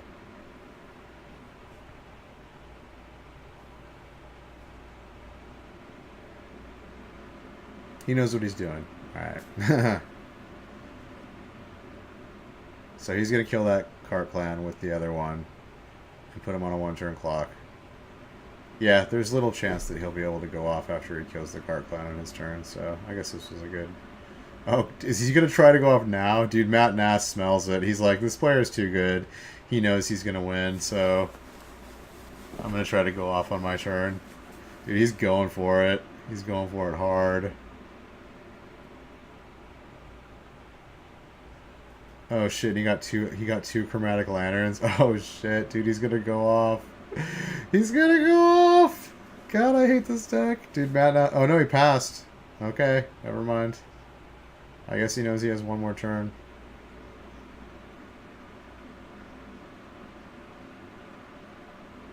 Okay, so he's blowing up the Cart Clan.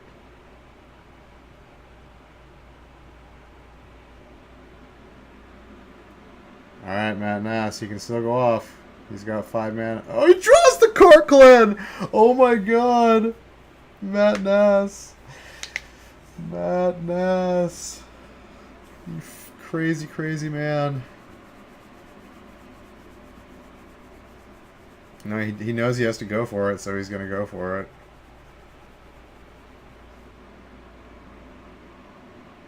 Oh, he gained a life. Oh my god, it's not a... He doesn't win on his turn. He could actually feasibly wait once more if he... I mean, if he wins if he has a lightning bolt or a gut shot, but like... He gained a life off of Inventor's Fair. That's super relevant, because Thing in the Ice only has 7 power. Wow. This game got a little bit more complicated. I don't know. He's probably just going to go for it, though. I can't imagine him not going for it. He's got 2 Chromatic Lanterns, which are like 2 mana of any color. Or he's got 3 mana of any color.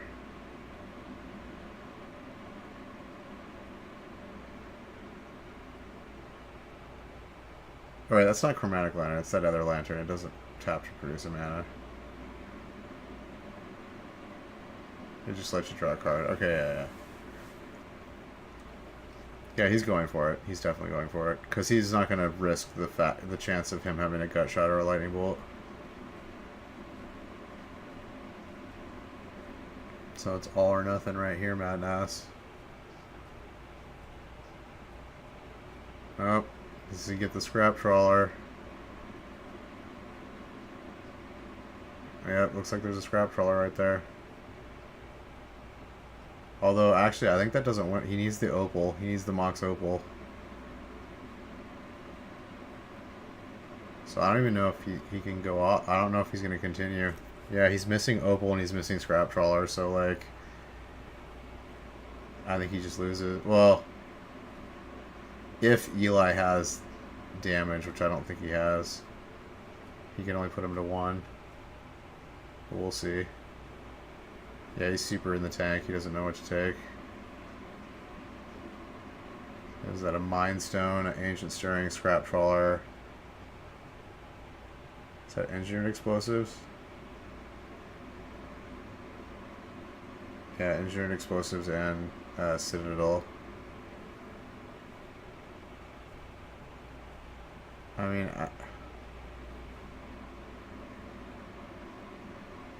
Awoken Horror does have a cost of 2. So he could feasibly... He could get Engineered Explosives, put it on 2, and then sacrifice his land to blow up the Engineered Explosives to kill the Awoken Horror. Because the flip card has the casting cost of what the previous card was on the other side. I don't know, he's going to get Mind Stone. He was thinking about it, though. He was thinking about getting... Oh, no, he's getting engineered. Okay, he's going to do what I said. He's going to put it on 2, and then he's going to sack his Citadel for 2 colorless to pop the... Oh, wait, no, he can't. He only has 1 colored mana. Okay, that's weird. I don't know why he left his colorless mana untapped. Why didn't he leave one of his colored manas untapped? I don't understand that.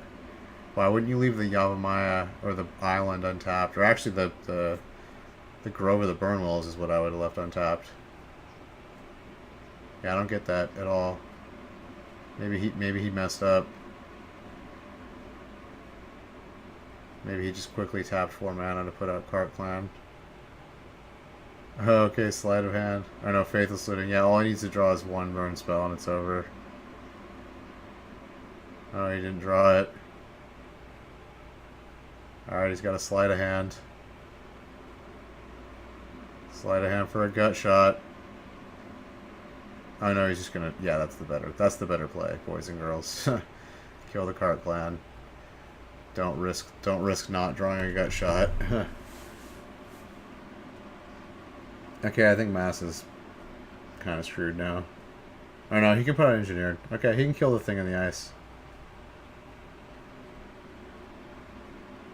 So he's still in it. He cannot, however, use the shock or the pain land anymore because it does the damage, and that would kill him. Oh, he's popping it now? That's weird. Oh, it's because he's playing a 2-drop. Duh. Okay. Alright, Eli is in a bad spot now.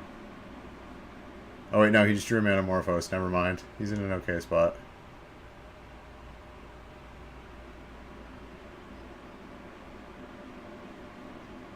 Yeah, all he uses is a gut shot. He just wins.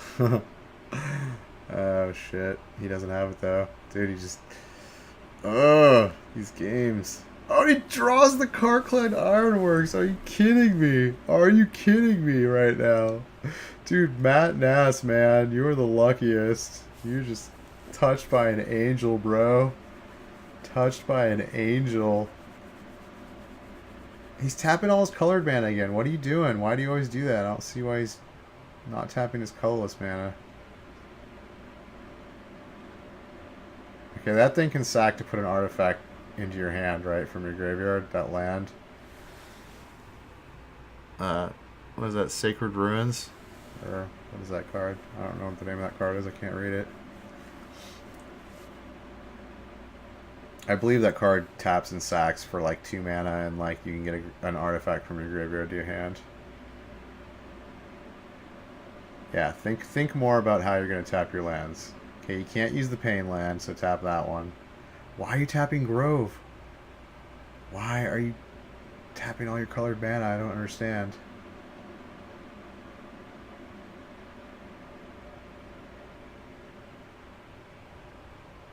Don't tap the Grove. Maybe because he wants to use the Inventor's Fair and get the Trawler? I don't... He can't go off, can he? I'm confused. Apparently he's confused too. He doesn't know what he wants to do. Okay, there you go. Burn Willow's untapped. Alright, so you can like Ancient Stirrings or like do other things.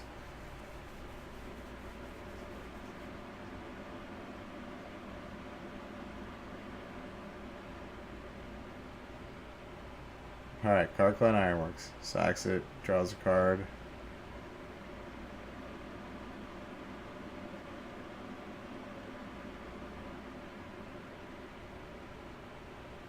He drew a forest. Okay, he's putting in Lantern. Sacking Lantern, draw a card. He needs to find Scrap Trawler. And he needs to find Mox Opal.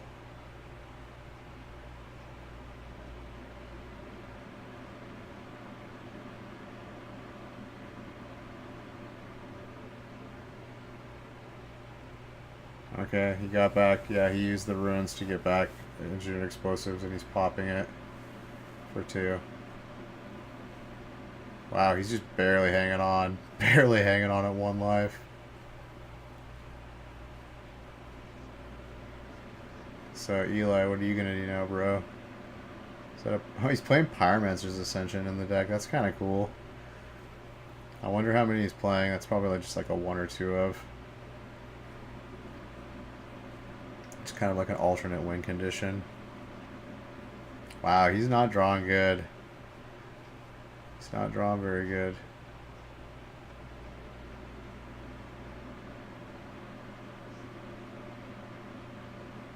So he plays Pyromancer's Ascension. Autumn's both. Okay. Plays a land. I respect the fact that he's playing beta lands too. I would love to have all beta lands.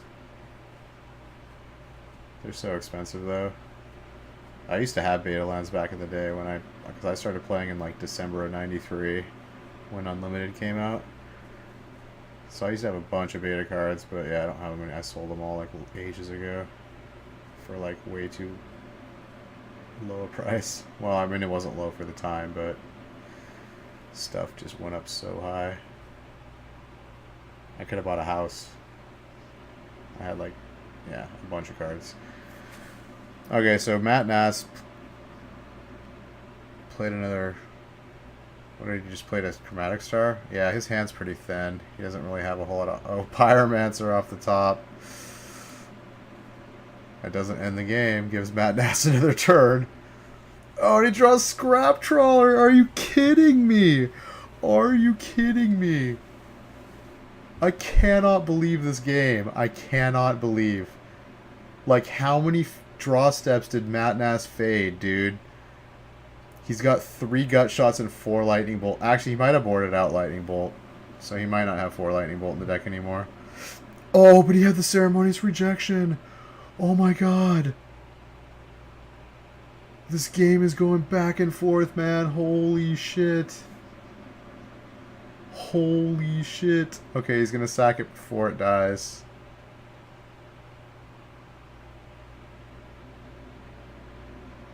Or before it gets countered.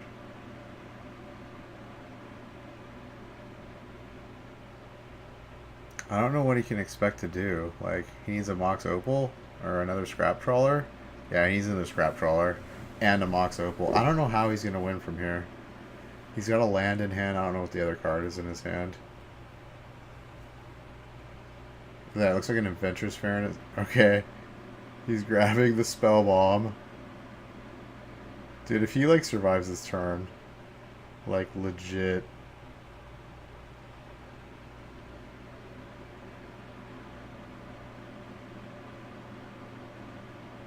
He's got a Chromatic Star.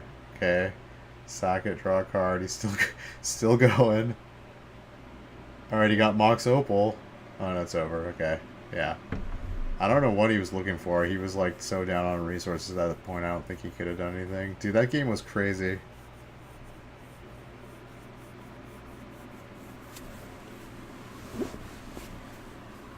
Hey, Moon's Live. How's it going, buddy? You figure out what to play at GP Toronto. You want to choose between Jeskai Control, Terminus, Bant Spirits, and Burn. You know what? I think Burn is well positioned right now. Like, I think Burn is good against, like, the Phoenix deck, and I think it's good against KCI. I would say between Burn and Bant Spirits. I think Bant Spirits is a really good deck, too. I wouldn't recommend ever playing a control deck at a GP unless you're, like, really good at control and, like, you can play 9 rounds or 8 rounds straight without, you know, losing your cool. Like, I couldn't. Like, I would not play control at a GP. Like, probably, unless I was, like, so confident in the deck, like, and, like, love to play control and, like, could play control for 8 rounds perfectly, you know. So I would say Bant Spirits or Burn. And if you're leaning on, like, what to decide between those two, then I think Bant Spirits is the safe choice. I think Burn is more, like... I think it's more variance-oriented. I think Bant Spirits is a more consistent deck. So I would go with Bant Spirits because I think it's really good. But Burn has been putting up results. I mean, there's a guy that almost made top 8 with Burn here. He, like, barely lost to Control. I was watching it earlier. So I'd say Bant Spirits. But, I mean, like, Modern is one of those formats where it's, like, you can play a deck that's, like, not necessarily one of the top decks if you're really, really good at it and do better than, like, you know, what you could do with a top deck if you're better with the deck. So if you're not as comfortable with Bant Spirits as you are with, like, Burn, then I would play Burn. But Jeskai Control, I think Jeskai Control is decent, but, like, I think Blue-White Control is better than Jeskai Control right now, definitely.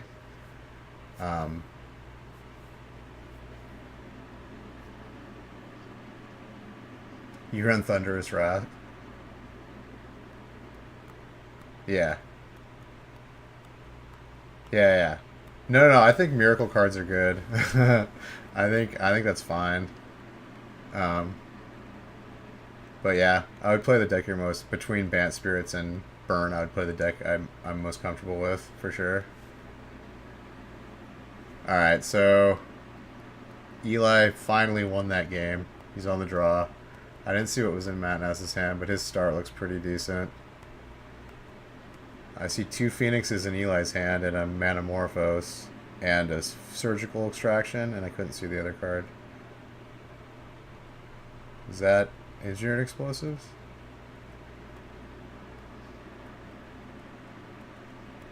Yeah, for sure. I think there's a lot of cards that people don't try and Burn that could be good, like, for sure. Like I'd like to see people play Bomat Courier. I would like to see people play try Chain Whirler and Burn.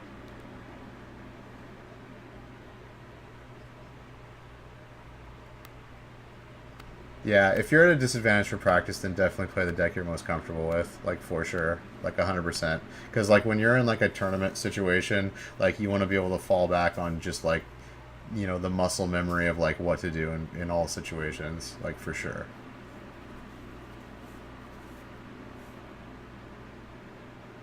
All right.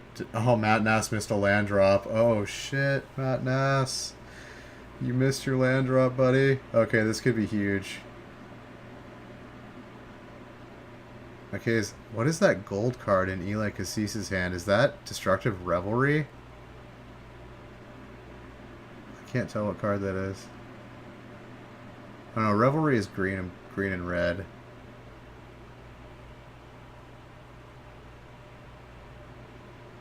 Oh yeah, Eldrazi. Dude, people haven't been playing Eldrazi Tron hardly at all lately. I think the deck is still really good. Yeah, I went 5-3-2 at the last at GP Portland. I was 5-2 going into the 8th round with Infect. And like I played against Merfolk, which is like a pretty good matchup for Infect, and I freaking lost because the Merfolk player had like 4 Harbingers, 3 Tricksters, and 2 Disruptive Shoals main deck. Like all that was main deck. I was like, what? And then sideboard, she had 3 gut shots. 3 gut shots sideboard. I was like, sweet. Did you make this deck like solely for the purpose of beating Infect? Because it's what it felt like. The only GP contends Toronto. Yeah.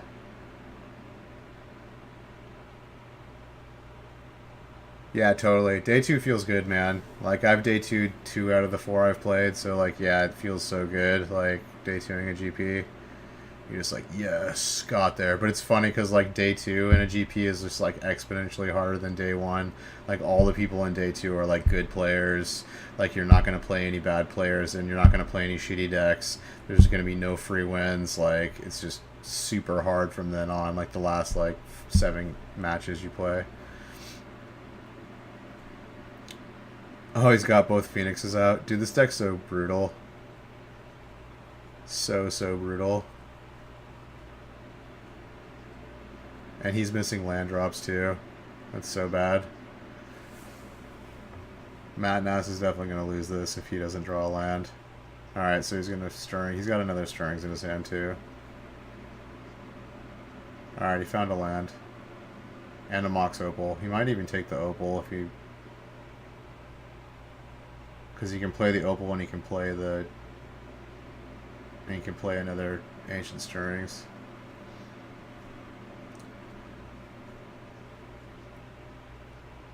Yeah, dude, play Burn. If you're most comfortable with that deck, play Burn. I think it's well positioned right now, so go for it.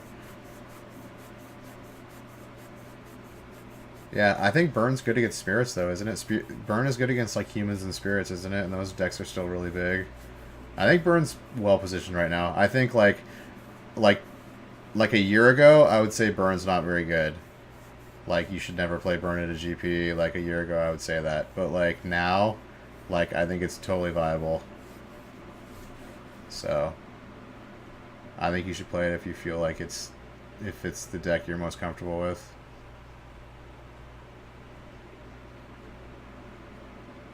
And yeah, it's gonna be faster games. You're gonna have more time between rounds, so you're gonna go be able to go get a snack, go get a drink, chill out for a second, like sit down, like relax. I think that's important at GPs. Like that's why playing like blue white control and shit or Jeskai control is like really stressful, because like a lot of your games go down to the minute, like or go to turns, and yeah, I think Burn beats both KCI and Phoenix, so I think you should go with Burn.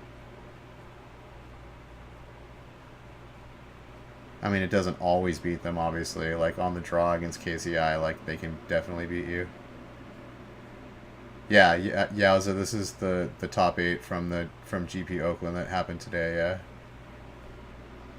yeah. Semifinals. And I think Matt Nass is about to lose. Because Eli's got a grip of cards, he's got a surgical extraction, he's got a engineered explosives, and Matt Nass still doesn't have a 4th land. He's got a Cart Clan in his hands though. So, I mean, it's not over per se, but Matt Nass has to go off on his turn. Yeah, man, take it easy, Moon's Live. Hope to see you again. Come back anytime.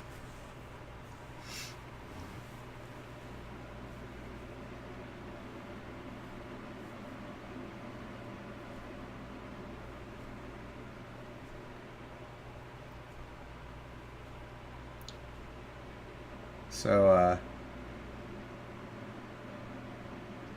he might surgical something this turn. No, he's not going to. He's not going to surgical a chromatic sphere or a lantern.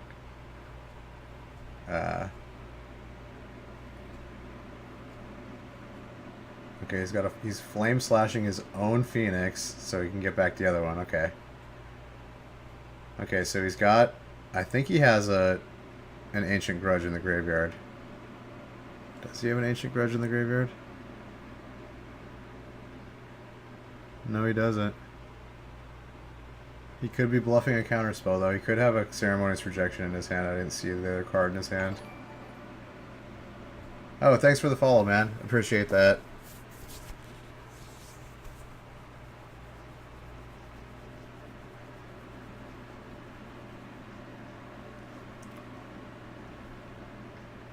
Oh, and he's got the rejection. Okay, it's over. Yeah, I didn't see that he had the rejection in his hand. Yeah, is it Phoenix, man? Deck is brutal. I don't know, he was living... Matt Nass barely won his quarterfinals match. Like, he got really, really lucky. So, he was living on borrowed time. Alright, so, okay, this game's still on game 1. Oh, no, okay, it's game 3. Alright. We got Blue-White Control versus Cart Clan Ironworks. Alright. It's looking like Blue-White Control's in the lead. He's got a full grip of cards. He's got 2 Rest in Pieces.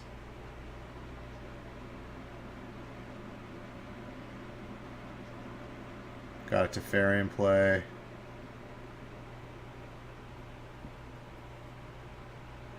Yeah, Rest in Peace is so good against KSEI. Like, he has to get an Engineered Explosives or, like, he's not winning this game. I mean, he's probably not going to win with 3 Thopters and a Trawler just swinging in. Because he's got 3 Colonnades, yeah. I think Alex is... Oh, he's only at 2 life, though. Holy shit, the life total is just updated. He only has 2 life, so he... Wow. So he's going to animate, block one of them. Or I think he can animate 2 of them, block 2 of them, block the ground guy. Yeah, he's counting up his mana. Oh, he's got 2, He's got 2 Cryptic Commands, so he's going to tap the team down and draw a card. Oh, negate. Oh, he's going to have to counter the negate and draw. Okay. This game's a lot closer than I thought it was. His life total is only 2. Okay, he drew 2 cards. He's got a couple counter spells in hand. Okay, he's going to counter this Scythopterus. Is he? No, he doesn't have enough mana to. Because it's a thought, it's a logic knot. Oh my god, is he going to straight up lose to freaking 3 Thopters in the air? Oh, now he has 4 Thopters. Dude, this is crazy. Like, I thought he was so ahead with Teferi out. Wow. Wow. So he needs a... I don't even think he has board wipes in here. Like, I mean, why would you keep board wipes in against KCI? Like, I'm sure he's got 0 Terminus and 0... and 0 Supreme Verdicts. He's just going to lose here, isn't he? Okay, he's putting out Jace. He's going to... Yeah, he's not going to be able to block them all. Oh my god, he loses. He straight up loses. He's got all, like, blue cards in his hand. There's nothing he can do. Unless he has another, Yeah, I think blue-white's Dunsky. I wanted to see him go to the finals, too. That's a bummer. Like, if freaking Cart Clan wins, then it's going to be another Cart Clan Phoenix matchup that we just watched. Yeah, I don't know if he has any answers. He's got, like, no cards left in his deck. All he can do is Cryptic Command to, like, stave off the attack.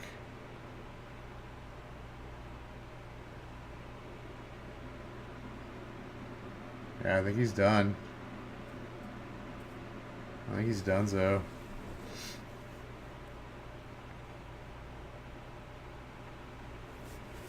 That's unfortunate. He's playing a second J, so he can... Does he even have anything? Like, what? Oh, he drew a Cryptic. He got a Cryptic. That buys him one turn. I don't think it's going to help him, though. I think it just prolongs the game one turn, right? Oh, I think he's... I haven't seen the finals yet, no.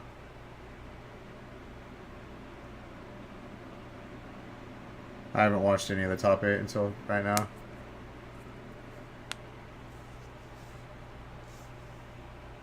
I watched a little bit of the, like, I watched, like, round, like, day 1 I watched a few of the rounds, and then I watched, like, round, like, 13 and 14 and 15, I think. Alright, so he's going to tap down. Not even watching the finals. Okay, well.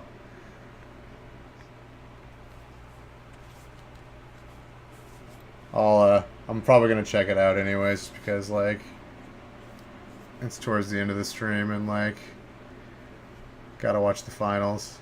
But I don't think the blue-white control player is going to win this game. Like, I would put it highly against him to win this game. He's going to tap down his team and draw a card.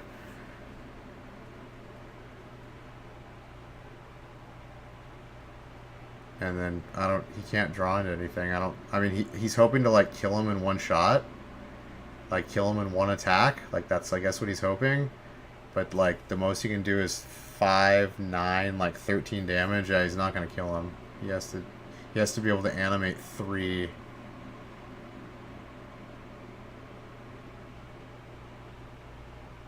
So he's tapping. What is he doing?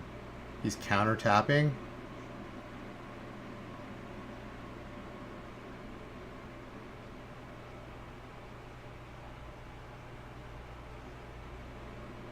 Oh, he was nature claiming his own card. He wanted to gain 4 life.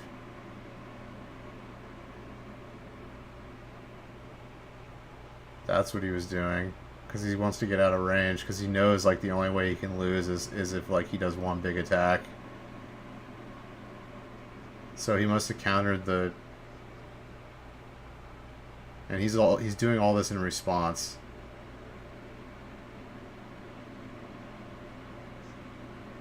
He's drawing extra cards with Psymaster Thopterus.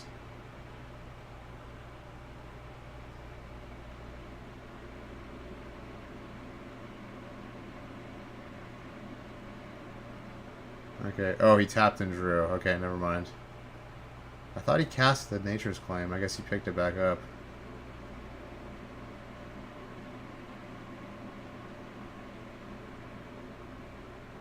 Okay, he just gave a life to his opponent. He just tapped to go over the Burn Willows.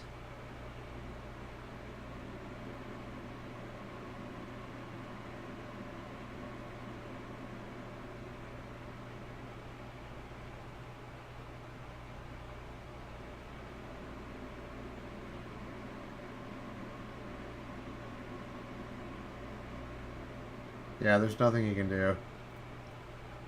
He's even got a blocker now. Oh, he's bouncing. He has to be able to animate 3 of them. 1, 2. Yeah, he doesn't have enough mana. Yeah, it's only 13 damage. Oh, dude, that's so messed up. I can't believe the Cart Clan Ironworks player won.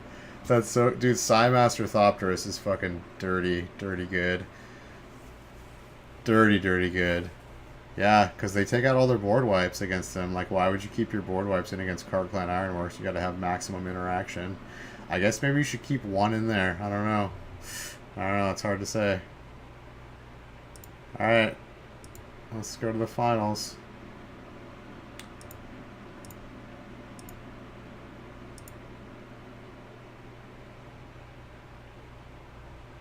Yeah, right. He's like, come on, even though I know I boarded it out, I know it's in there somewhere if I just keep digging. Dude, I know the feeling. Like, that's a bummer. Like, he had freaking Teferi out, Jace out. Like, with a board state like that, like, you just do not usually see control losing. Like, you just don't. But he had no board wipes. Just couldn't take it.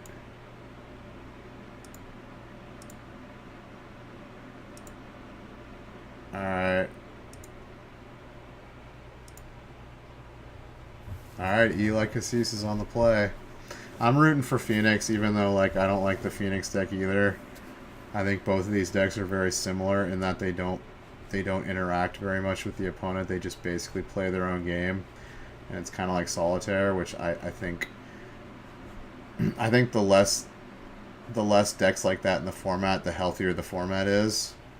Like, I feel like that's what Wizards of the Coast thinks too. Like, they always try to ban stuff out of Storm, and they ban stuff out of Dredge, and like, they don't want decks like that to just be like dominant because they're just like these non-interactive, like, and they're kind of boring to watch too. Like, if you're watching them, like, they're not that entertaining to watch either. And when you're playing against them, it sucks too because you're like, wow, I'm just sitting here F6ing while they're just doing 20 things in a row. But Eli's hand does not look very good. Looks like he's got Faithless Looting, 2 lands, a Manamorphose, and something else. I guess he got a Phoenix into play. That's not bad. Oh, he had a Gut Shot in his hand too.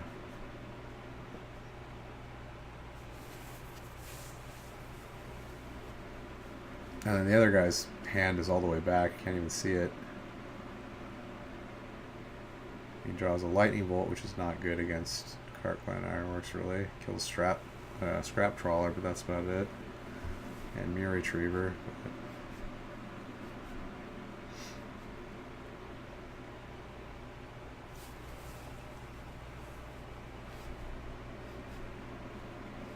Alright, the clock is slow, but he's got the... Alright, he's got a thing in the ice now. It's a much faster clock. So if he flips Thing in the Ice next turn, and then replays the Phoenix, that's 10 damage, so that's a 2-turn clock. I wish I could see the Cartclan player's hand. Okay, he's got a, looks like a Spell Bomb. Dude, Thing in the Ice is 13 bucks now? Crazy, I have 4 of them. I picked them up a long time ago when they were in Standard. Alright, so he's got Cartclan Ironworks. Is he going for it? Oh, he's going for it. Yeah, dude, Thing in the Ice is a really good card. It just hasn't found, like, you know, a powerful home yet, and apparently Izzet Phoenix is that new powerful home. Yeah. Like, I mean, it's good in, like, you play, like, the Blue Moon decks, like the Izzet Blue Moon decks that are, like, the, you know, Blood Moon control decks. But, I mean, it doesn't really shine all that much in those decks because you don't usually flip it in one turn. You usually, like, it has to stay out for, like, a turn or two. So, like, it gives opponents, like, the chance to, like, cast a removal spell on it. But in the Phoenix deck, it's just like, oh, I play it. On that turn, I flip it, and I attack with it, like, because I cast, you know, this spell that gives it haste, too, or whatever. Like, they're always flipping it either the turn they play it or, like, the turn after they play it. There's no, like... There's no lag time. There's, like, you maybe get 1 turn to deal with it, and that's it. Yeah, there's tons of removal for it. Like, Fatal Push kills it. Oh, wow, he just double bolted him. Gut shot it. Oh, my God, he had the win. What? Turn 4. Dude, Thing in the Ice. Dude, Izzet Phoenix, man? That deck is so good. And it's so cheap, too. Like, I mean, in terms of, like, modern decks, it's very inexpensive.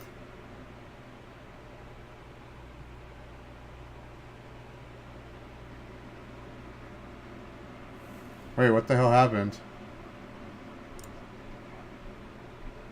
Wait, why did he concede to him?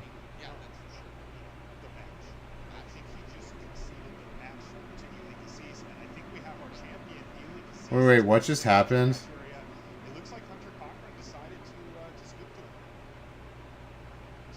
Wait, what?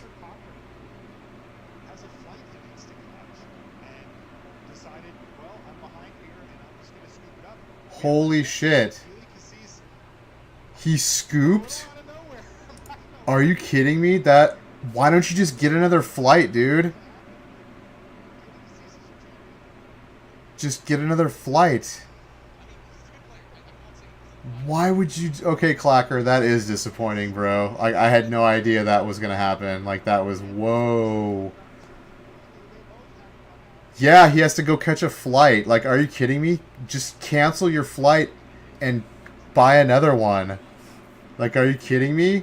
You're in the finals of a GP and you're going to scoop to go catch your freaking airplane? What? Why would you do that? I'd be like calling I'd be like calling my parents at that point. I'd be like, "Mom, dude, buy me a fucking another plane ticket. I need to cancel my..." Like, what? That is messed up, dude. That is messed up.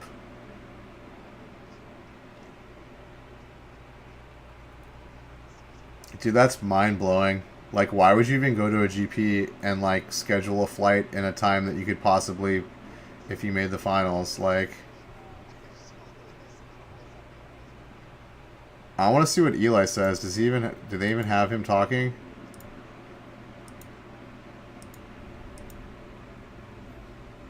Dude, they just ended it. They don't even want him to talk, dude. They don't even want Eli Cassis to talk. Wow.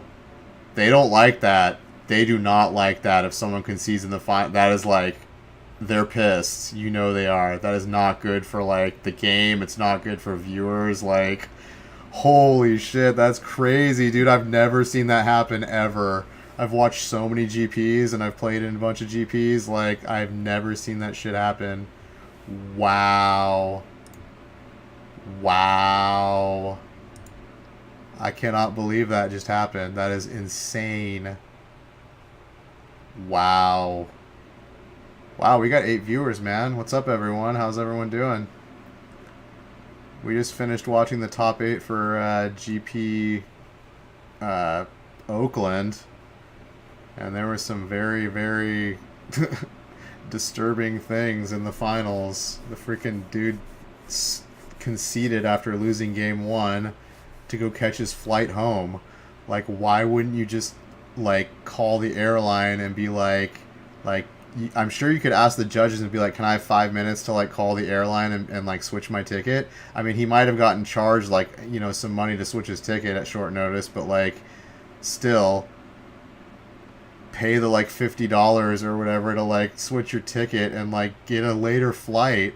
Like, what's happening? Like, what? I can't believe that just happened, dude. That is so bizarre. Like, that is so bizarre. Like, to me. Like, I don't see... Wow. Wow. That just... I mean, I feel bad for the guy, but at the same time, I feel like he could have just switched his flight, right? Like, why didn't he just switch his flight? I don't understand. Like, does he have, like, a job that he... Okay, maybe he has maybe he has to fly back and, like, has to work at, like, 6 a.m. the next day or some shit. Yeah, had to, his girlfriend, like, he get fired from his job. Like, maybe he just started a job or something. Like, there's got to be some crazy extenuating circumstance there, because that, like, a bunch of things must have had to line up against him for that to happen. Like, to me, that just, like, does not make sense at all. But, okay. Wow. Well, I guess we're done commentating the GP. We could commentate the since we got so many viewers, we could go look at the Star City. Star City was having a modern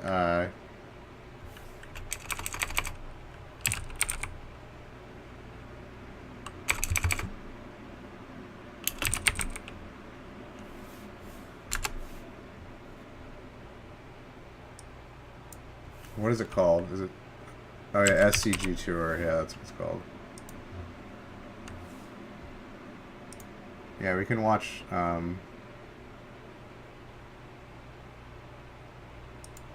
day 2, top 4.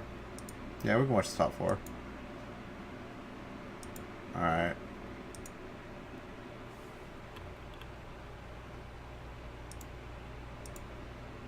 Alright, what do we have?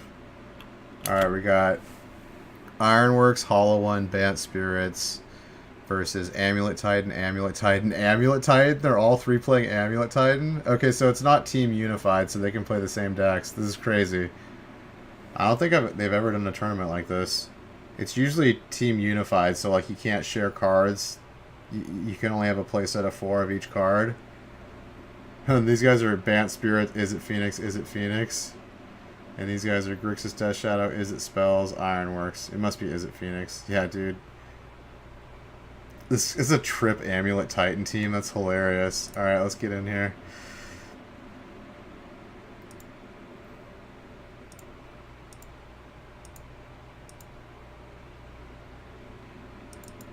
Alright, so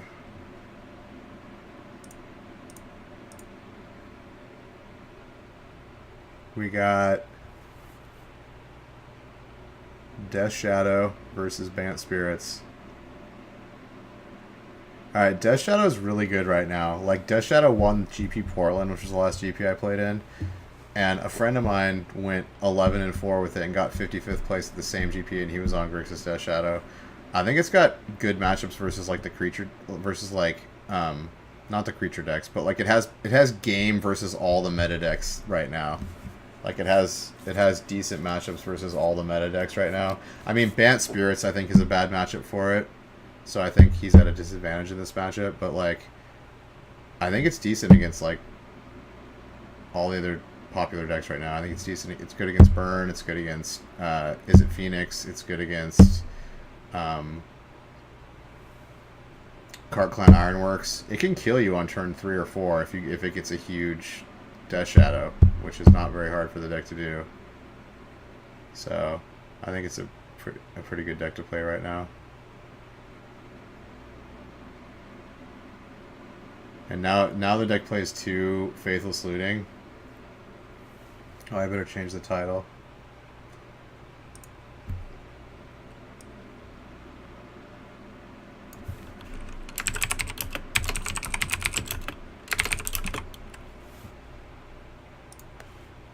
Alright, updated. Alright, so...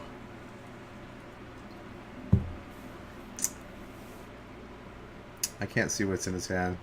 The cameras are way lower resolution for the Star City, it seems like. Maybe something happened with their camera equipment. I feel like it's usually better than this. Alright, so you got a Gurmag Angler. He's going to play Gurmag Angler, yeah.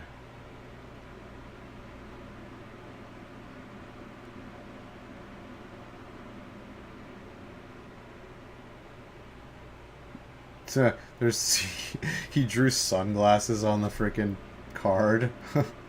On the, like the dragon skeleton that's sitting in the river. There's like, he drew some shades on it with a Sharpie. What?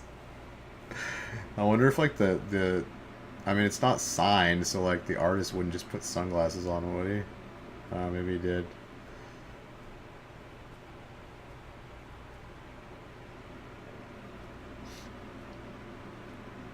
Wow, I still can't believe that shit happened at that GP Oakland. I still can't believe. Oh, they have a nice little thing that pops up saying Cavern of Souls naming spirits. An altar. I think they're okay if you don't cover up any of the relevant information. Like, you can't cover up the text or like the casting cost or the name. Like, so you can have like the border painted over, I think. But like you can't show, like, you can't cover up like the casting cost or the text box or the, you know, the name of the card or the card type.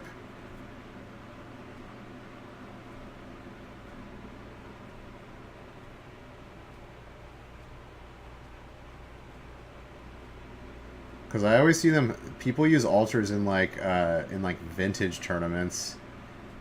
Like, a lot of people have like vintage altars where like their moxes are like all painted up. and like borderless. I feel like you can't. I'm not sure actually. I'm actually not 100% sure. But I would assume you have to like everything relevant on the card has to be visible. All right, so he's got a Supreme Phantom in play, but he's getting attacked for 5 every turn with an Angler. But I mean, spirits can get out of control really fast, and I can see he's got a Coco in his hand. Oh, it's about to get thought. Oh, he's got 2 Cocos in his hand, but he's got no mana, so he's gonna take his Spell Queller or his Drog Skull. He's gonna take the Drog Skull or the Spell Queller. Probably the Drog Skull. I can see him taking either one. Because if you have 2 Drog Skulls in play, that means everything has Hexproof, and you can't get rid of the Hexproof, so that could be problematic.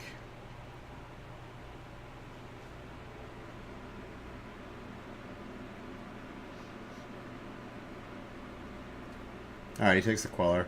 I mean, that's a good idea because you're taking away one of the, you know, the single of card. He's got 2 of the Drog Skulls, so like taking one of them doesn't affect his hand that much. Oh, he didn't draw a land.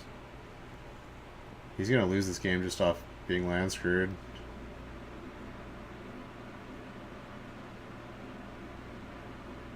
I mean, his Death Shadow's not that big, but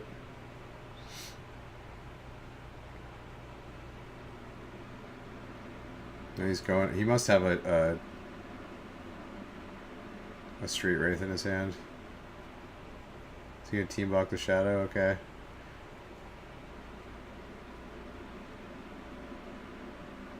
Oh, he's bolting himself. The self bolt.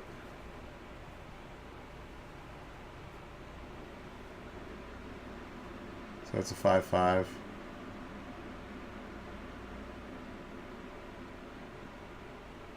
No, one of them's still alive. Yeah, he has to do 4 to the first one and then 1 to this. Yeah.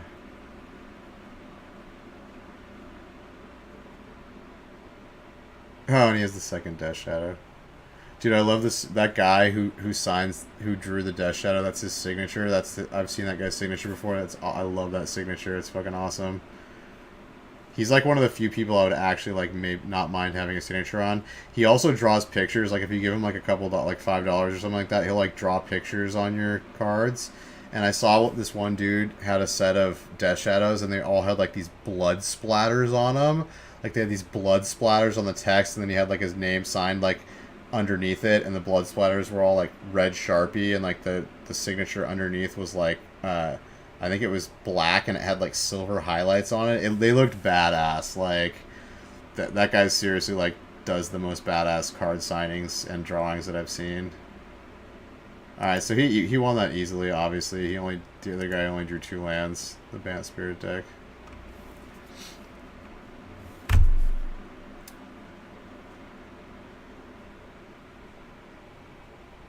Ooh, Thalia. Thalia's good.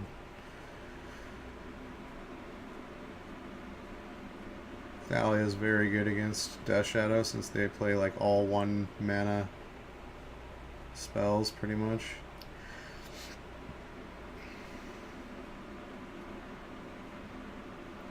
Drog Skull.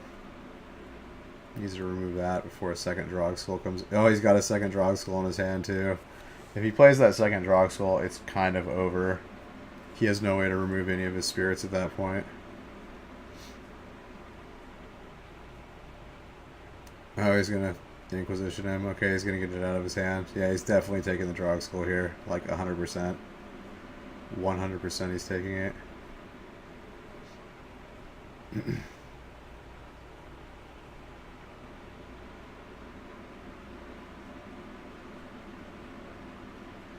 What do you mean? I would take the Drog Skull even if it was a Thoughtseize. Are you kidding me? Double hexproof. That means you can't ever kill any of your creatures. And they're both lords, so no. Todd Anderson, you are incorrect, good friend. You are incorrect. I'm gonna turn down their commentary. I don't want to hear it. He's taking Queller, really? Wow, that is surprising. He must have removal right now for the other Drog Skull. If he doesn't, then that was a horrible play.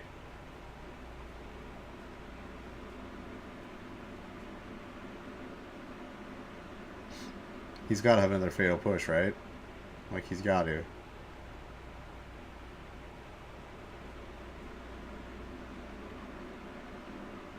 Or a Lightning Bolt. Okay, yeah. Okay, it all makes sense now. Into Gurmag. Dude, Grixis Death Shadow is such an awesome deck. I kind of want to play it. I have all the cards for it except for the Death Shadow, so... I mean, Death Shadow's only like... They're probably only like $5 or $10.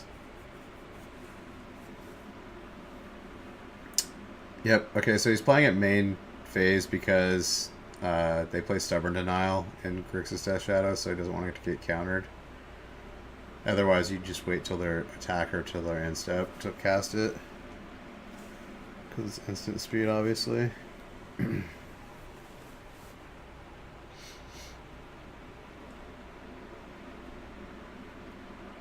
No, that's a really bad Queller. I mean, Thalia is decent, but Queller is bad. See, that's why you play it in response to things, because you can Queller something that they cast, but he doesn't want to play it into counter magic, so... Wow, this is not looking... Both of his draws were not very good. Like, this is not looking good for Bant Spirits. Like, the power of the deck is based on, like, the... You know... all the spirits affecting each other, so, like... I mean, he's just got 1, 2, 3 flyer out and a Thalia. I don't know. I guess if he's got like a Kolaghan's Command in hand, the Death Shadow player, then the Thalia is like useful. Oh yeah, he's got to pay 1 for Mishra's Bauble. Get wrecked. Thalia is actually decent, but Spell Queller's not so much. Like, he would have much rather had like a Geist of Saint Traft or like a Lord.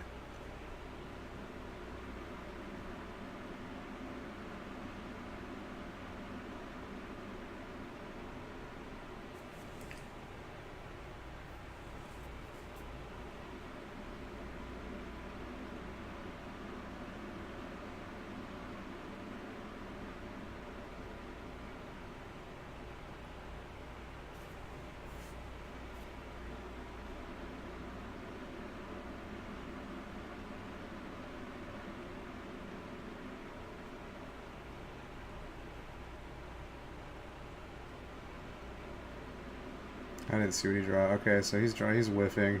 He's cracking the Horizon Canopy. Oh, I drew another land. Damn. Okay, so he plays Drog Skull. Swinging for 5. Yeah, he's not doing terrible. He's not doing terrible. He really doesn't want Omar, this Grixis Death Shadow player, to throw down another Shadow. If he throws down a Shadow, he's going to be in trouble. Because then, like, if he swings him with everything, he's going to have leave chump blockers back for the Death Shadow.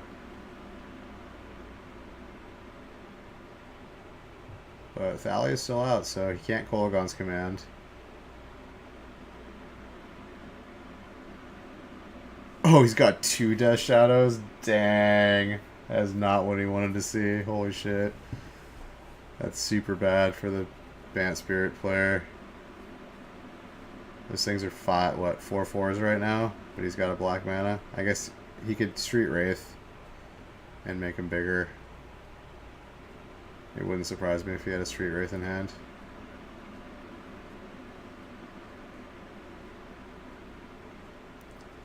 God, look how much Ironworks and Izzet Phoenix there are. It's disgusting. Filthy. Those decks are filthy. I mean, I play Infect and I call those decks filthy because they're just non-interactive, boring messes. Alright, so he's deep in the tank. I think he has this. Is that a Path? I can't see that white card. Yeah, I think it's a Path to Exile. And then he's got a land and something else. Okay, Path is good. So he can, like... What, leave 1 chump blocker back? path the other one. Chump block one of the Death Shadows, path the other one, take 5, go to 3, and then kill him on the swing back.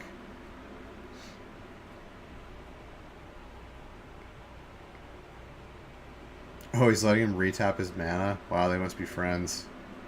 I would not let someone retap their mana after the turn was already over. Are you kidding me? In the freaking semifinals of a major tournament? Yeah, they must be friends. They have to be. Like, no one would let someone do that normally.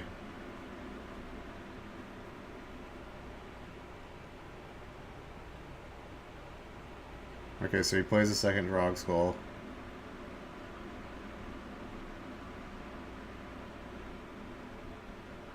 He's super in the tank. He doesn't know what to do. He has to get him down to... Yeah, I think attacking with 1 is fine. I think that's a good idea.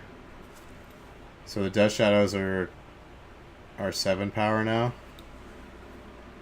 Oh, he doesn't have a path. Okay, never mind. That was not a path to exile in his hand. I don't know what that last card is. Something that he's not playing, though, because he has Thalia out. So he has to double chump. Okay, this is a good plan. He's got 2 3/3 hexproof flyers, so he just double chumps both Death Shadows and he wins, right? So he loses if he has a Teamer Battle Rage. But if he doesn't have a Teamer Battle Rage, he wins, right? Oh my god, he has it. Wow. Wow. GG. That's busted. Oh, he did have a path. What? Why would you put your mana in... Dude, he misplayed so hard, like, both of those games. It was a path to... Why wouldn't you play the land untapped? Like, if you go down to 6, you still don't lose from the 5 damage from the freaking... Oh, he didn't want to lose to a lightning bolt? That was bad. That was bad. I wouldn't have done... I don't know. I definitely would have kept that path up. I don't know what the hell he was thinking. That's really weird.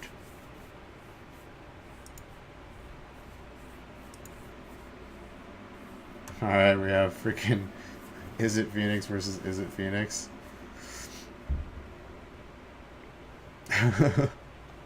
Dude, this... Oh no, this is Cart Clan versus Is it Phoenix? Wait, and Cart Clan Ironworks is... Oh, wait, what? He's playing Thopter Foundry in Cart Clan Ironworks. Okay. This must be a weird sideboard plan that he has. Because he's playing Damping Sphere. He's got Damping Sphere on the board, which is a card that normally screws Cart Clan Ironworks. But he's using it as a... Because he must have been expecting a lot of Ironworks and Phoenix, obviously, because a shitload of people are playing it. So he has Thopter Foundry as a card. Okay.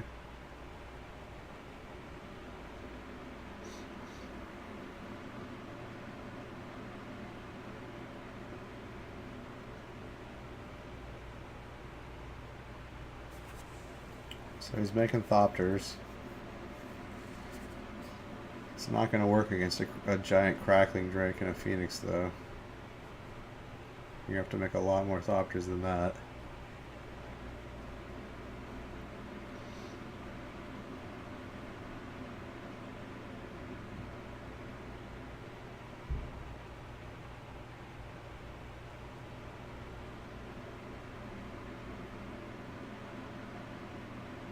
So... I can't see what's in the other guy's hand. Okay, so he played a Lantern. He's sacking and making another Thopter. Drawing a card. Yeah, you need to make like 3 more Thopters, or 2 more Thopters, dude. So you can team block that Drake. That Drake's just gonna chew you up.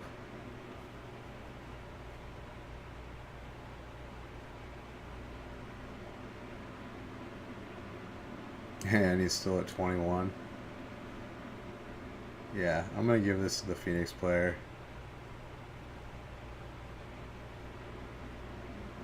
Oh, he's playing Hollowed Fountain, so he has white cards in his sideboard. He must have like Rest in Peace and Stony Silence, or maybe just Stony Silence, so that he has a good card against Ironworks.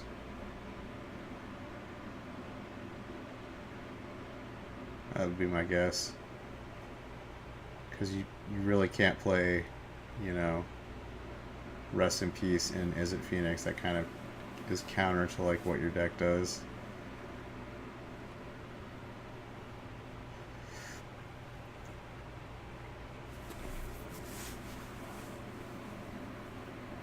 Alright, I can't see any of the cards in his hand.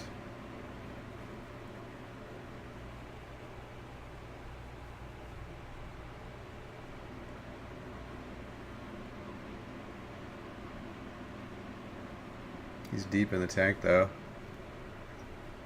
So he can sacrifice one more artifact to make one more Thopter. So I would still attack in with both. Right?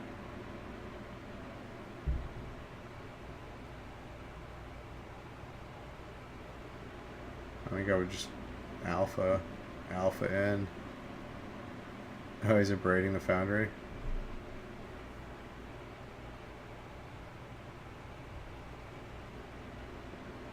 He's gonna make a third Thopter.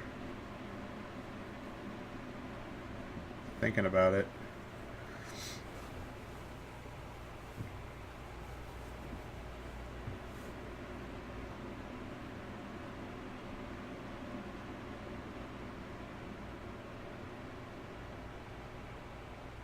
Okay, so he still doesn't have enough power to kill the Crackling Drake, so I think the Crackling Drake comes flying in. Faithless Looting. Oh, and he got found Thing in the Ice. Thing in the Ice is so good. So good.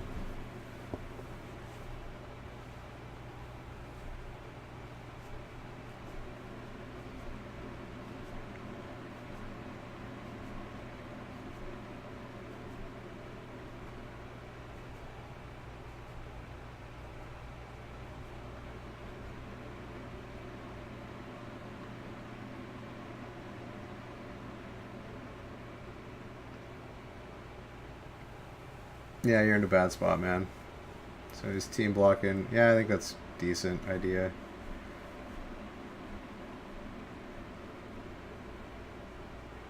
Even though it's probably just going to come back next turn.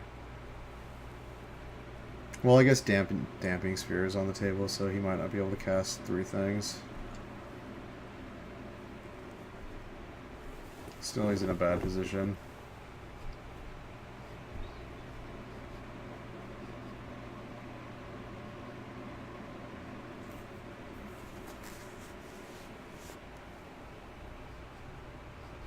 Yeah, he's pretty much given up on the idea that he must have boarded out all the Cart Clan Ironworks or something. He must have a weird, funky, like all in like sideboard plan against Is It Phoenix. Because I mean, you can't combo off with Damping Sphere in play, like that's for sure. Yeah, he's just got a bunch of Thopter Foundries, so basically his plan is just to play a bunch of artifacts, make a bunch of 1/1 Thopters, and win that way, I guess. I don't know how that's really good against Is It Phoenix, though. Maybe he playtested it a bunch and he found it was better than just playing the deck normally. After sideboard. I guess it effectively nullifies like all this or most of the sideboard cards that they bring in. Because they bring in like, well, I mean, they bring in Ancient Grudge, Ceremonies. I guess the cards they bring in are still good against him, but yeah, I don't know if I can get behind. I mean, they did make it to the semis.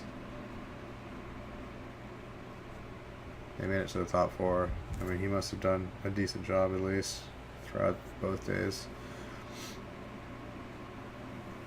How big is that Crackling Drake?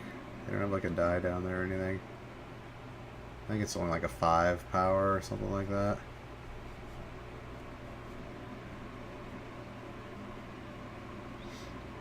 Oh, he got Master Thopterus. He's drawing all the nuts. Maybe he's just got like 4 Foundries and 4 Thopterus, or 3 Thopterus in him. Because I think the deck normally plays 2 or 3 Thopterus now. But he just added the like 4 Thopter assemblies. That probably makes sense. I can get behind that.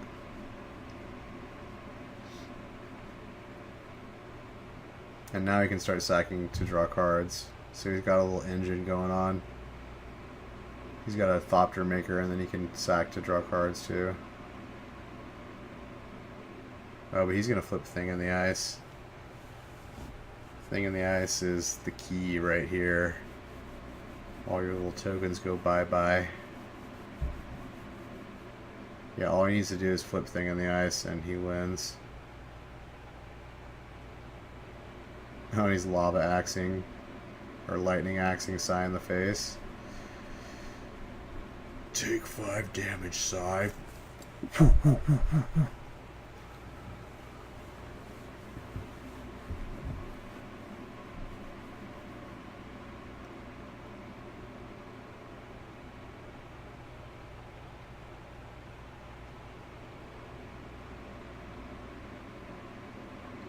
Yeah, I think the Is It Phoenix players got this pretty handily. Like, he can't stop Thing in the Ice from flipping. Doesn't matter how many Thopters you have, they're all going bye-bye.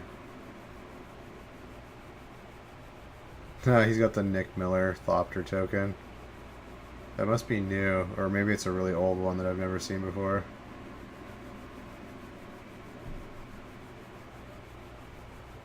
Dude, the new Lightning Bolt GP promos, or Magic Fest promos as they call them now, they're not called GPs anymore, are sick. I want a playset of those Lightning Bolts, and I heard you can get non-foil ones too. I'd rather have the non-foil full art Lightning Bolts. Like, that would be sick, because like I'm not a huge fan of foil cards. I don't want to foil out my decks or anything like that. But I do like the full art, cards I love. I'd love to have a playset of those full art Lightning Bolts. They're sick.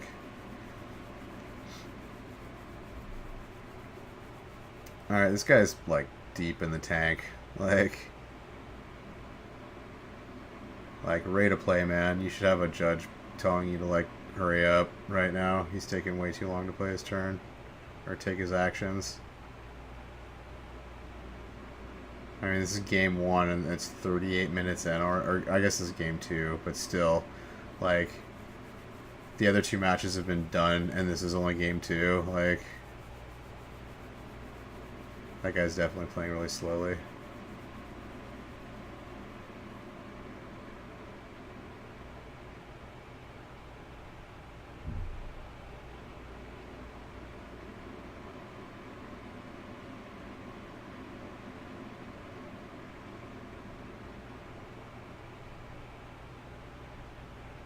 Cover Stony Silence, okay.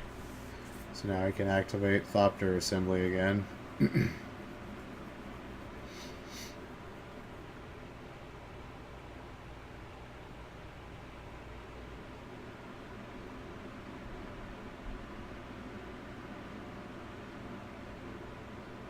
And now he's conferring with his teammates like in every single play.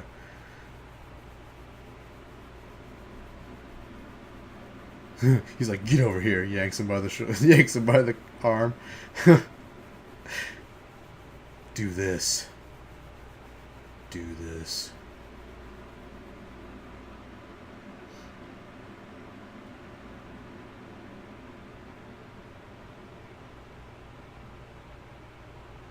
Alright, all he needs is 2 spells and this game's over, right?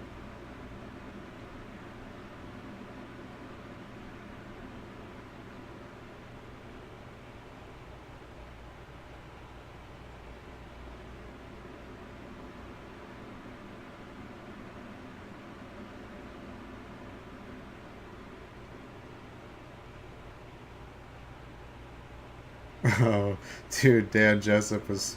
That looked suspiciously like a nose pick, but I think it was just a nose scratch, but that was like right in the camera. Oh, he draws the Abrade. Alright, he's gonna force him to sack a few artifacts, make a few Thopters.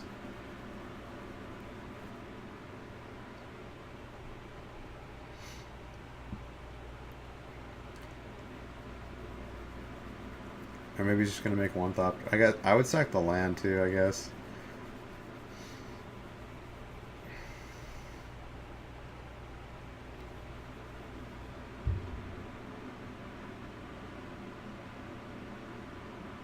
No, he's just sacking the Foundry in response. Okay. I guess like he's still got the combo in his deck. I guess the Foundry can. Oh, I get it. So like he assembles the combo, and then like when he wants to go off, he just sacks the dampening sphere. Okay, that makes total sense. I guess probably all of them are playing that card then, because it's so good in the mirror match, and it's good against Phoenix also.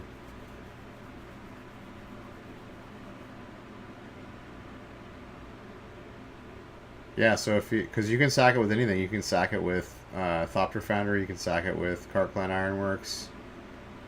Okay, I can get behind that then 100%. Like I don't know why I didn't see that before, obviously.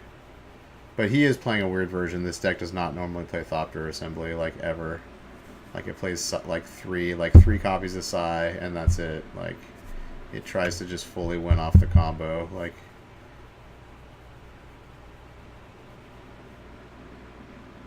okay, so he flipped Thing in the Ice. Put him on a 2-turn clock. Well, I guess he can play... He can still play the Scrap Trawler and block.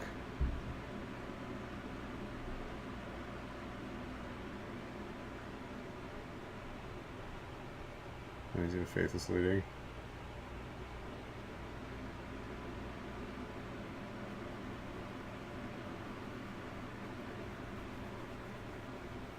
And he discards the Crackling Drake. Wow.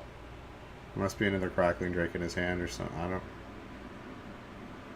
Or a Phoenix in his hand? I don't... Oh, maybe it's a Lightning Bolt. If it's Lightning Bolt, I can see that. Just straight up kill him, even if he removes his creature or can block his creature. Dude, he gets his Nether Thopter Foundry. That's like the... Is that like the third... This is the third one. Yeah, he must be playing a full set of 4 of that. That's bizarre. It's bizarre to have 2 different outlets to sack when you're playing Clan Ironworks. Because, I mean, like... If you're... Okay, so if he has a Lightning Bolt in his hand, he just wins. So that's why I can see he would bin the Crackling Drake.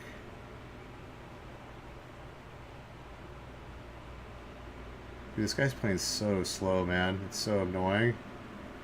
Like, yeah, dude, you have a. We know you have a Scrap Trawler on your hand. Play it already. Like, you have 1 card in hand.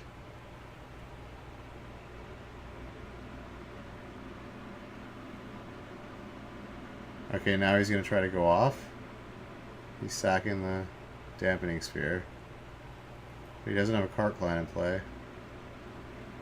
Okay, he's gonna play the Opal. Use the Opal.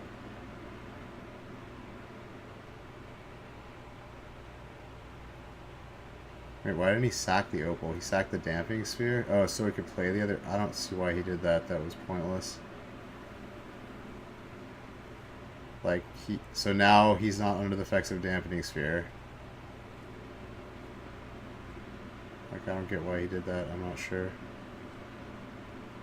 Oh, it was a Phoenix?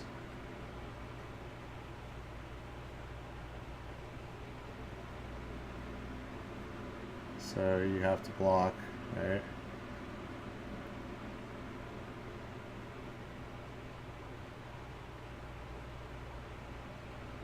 He's going to team block the Phoenix. Oh no, he's just chump blocking. Okay, so now he's just trying to win off the combo. Does he have Clan in hand? I can't see what's in his hand.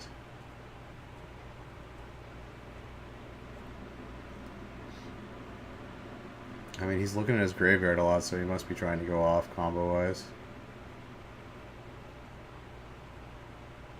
It's Chromatic Star. It's not the combo. So make a Thopter. Get back Opal.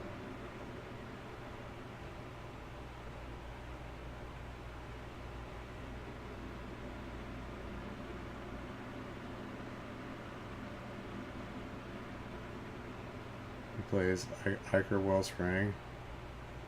Draws. This guy's really slow. I don't know why he's playing this deck if he doesn't understand like the inner workings of it. Like you watch this guy compared to like Matt Nass. Like Matt Nass is just like boom, boom, boom, boom, boom, boom, boom. Just like it ain't no thing. Like this guy's totally playing like really nervously and slowly. I guess I shouldn't be hard on him. It might be his first like, you know, top 8 at a big event, or top 4 in this case. But yeah. But still, he's playing. I mean, this is game 2, and we're 46 minutes in. Like, the round would be over in 4 minutes normally. So like.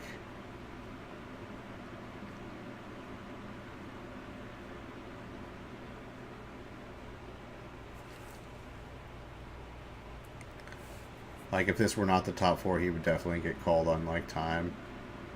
Like, ready to play. Like, they don't have time limits on, like, the top 8s or top 4s. You can play as long as you want, but... I mean, you still have to follow a ready to play, like, to some degree, but... It's not as, obviously, as strict as during the Swiss rounds.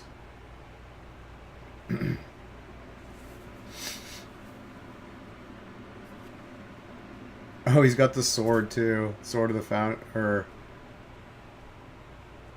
He's got the combo, so he can make a bunch of Thopters now, as the sword will come back each time.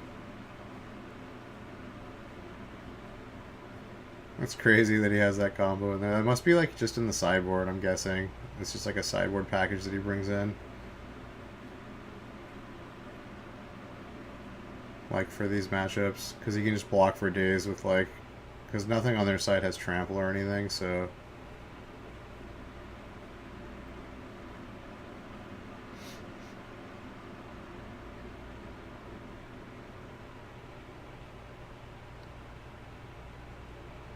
Like, it's pretty impressive if he wins this. Like, I mean, he's still not there yet, but... I mean, he was really lucky. He's been drawing, like, very, very well. Like, I don't think he's drawn a single land in, like, the last, like, 5 cards or some shit. So he's been drawing just pure action. Which, I mean, happens, but he's definitely on a hot streak right now.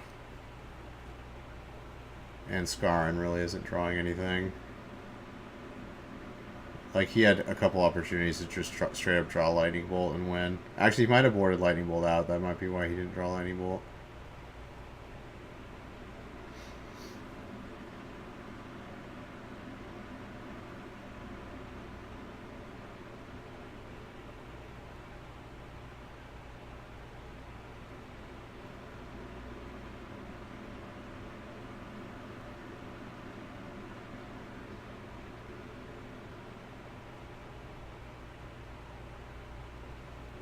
Okay, yeah. Now that he has the sword out, he's probably gonna win this game. Because he can just make like 5 Thopters every turn, or 6 Thopters every turn. That's pretty crazy. I didn't think he was gonna win this game. But now it's like, I don't see what Frank Scarron can do, because he's gaining life too. You gain a life every time too. So... I think the Izzet Phoenix player is Dunzo. Dunzo. Like, I don't think there's anything he can draw. I mean, he would have to, like, play a thing in the ice and, like, flip it. And even doing that, like...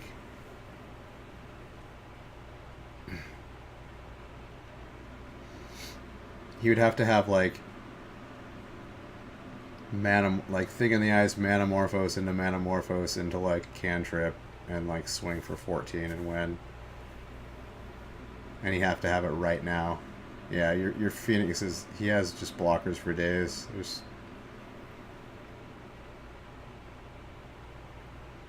Yeah, dude, there's no way he's winning this. He can make like what, 8 Thopters now and gain 8 life. Yeah, this is over. This is over.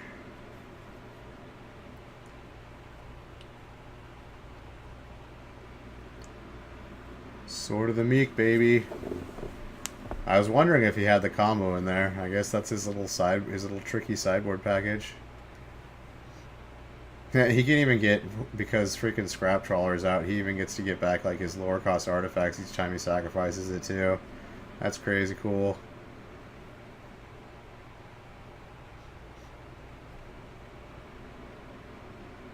Yeah, he's basically telling him that like I can just like make infinite Thopters now.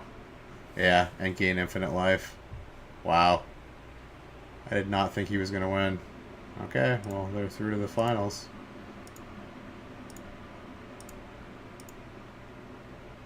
Alright, so we got Ironworks Hollow One Spirits versus Death Shadow Phoenix Ironworks. There's only one Izzet deck in the finals. Wow. Wow. What's going on?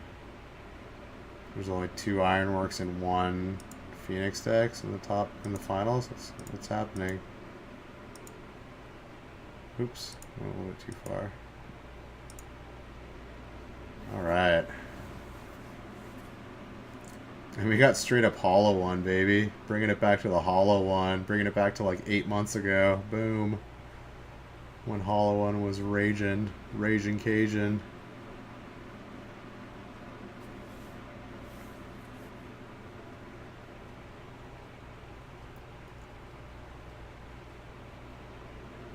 And that's pretty much one of the best turn 1 plays is the Flameblade Adept. That guy's super good. Yep, and he got Goblin Lore off of it, so... Although, geez, he's got Thing on the Ice out. You know he's going to flip it next turn. Like, you just know. Like, the deck just, like, always flips it, like, the turn after. That was not so good. Unless he's got a bunch of Hollow Ones in his hand. Oh, he's got a Hollow One. Boom. It's not going to matter when that Thing on the Ice flips, though. Dude, Thing on the Ice is so good. So good in this deck. So good in this deck.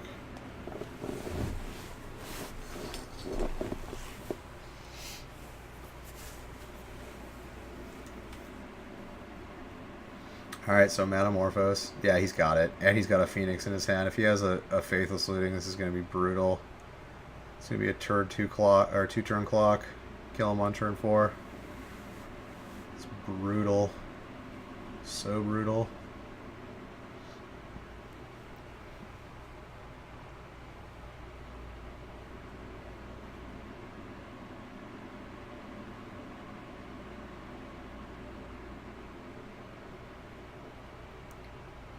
Yeah, there's like not much Hollow One can do against Thing on the Ice. Like,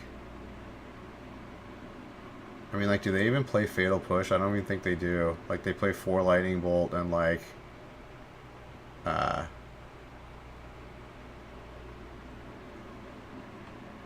that black sorcery card that you can discard cards to do extra effects. Forgot the name of it. It's escaping me right now. They play like 3 of those and like, yeah, I think that's all the removal they have because they just rely on like the fast creatures and the huge creatures in their decks to win it. But yeah, Thing on the Ice just like stops them in their tracks. Like legit stops them in their tracks.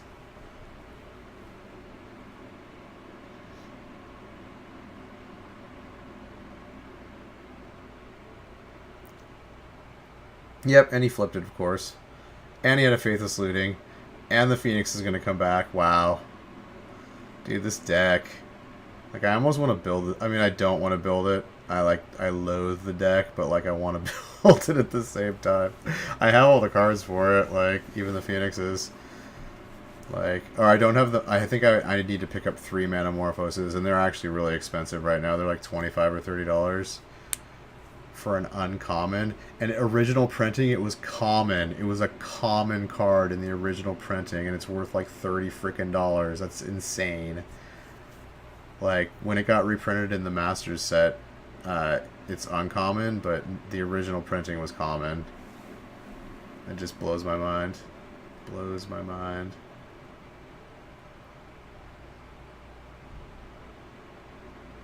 So yeah, I think the Hollow One player is not going to win. I think he's going to lose very, very badly. It's a Burning Inquiry. Oh, he got a Phoenix, but I don't think it matters. Think it matters in the least.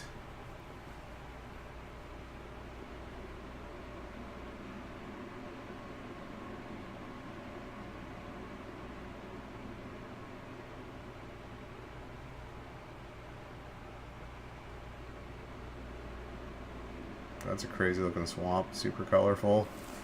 Looks like an oil spill.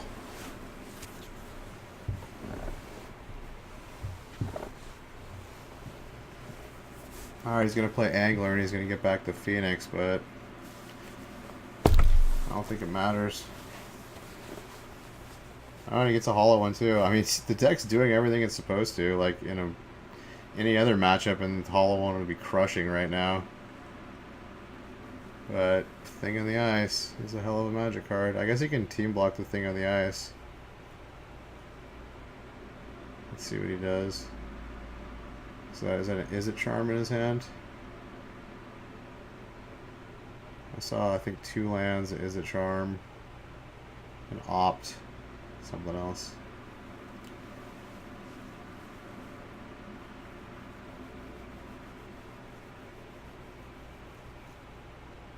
Serum Visions, that was the other card. Oh, he's using the good artwork. I love that artwork. The, like, blue syringes, like, sticking into his brain. He's, like, injecting serum to have, like, visions of the future.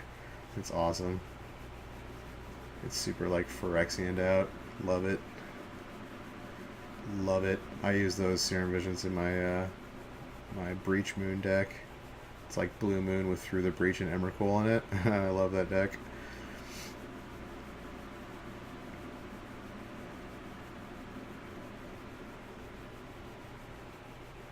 Alright, so Hollow One's actually, like, not dead yet. It can team block the Thing in the Ice now, so it ain't over yet.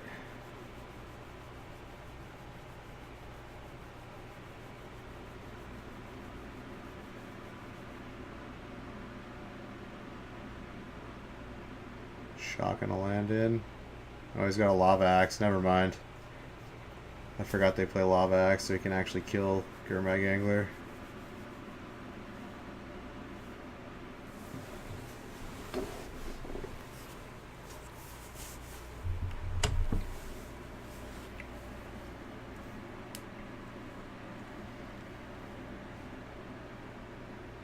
Oh, bait in the block.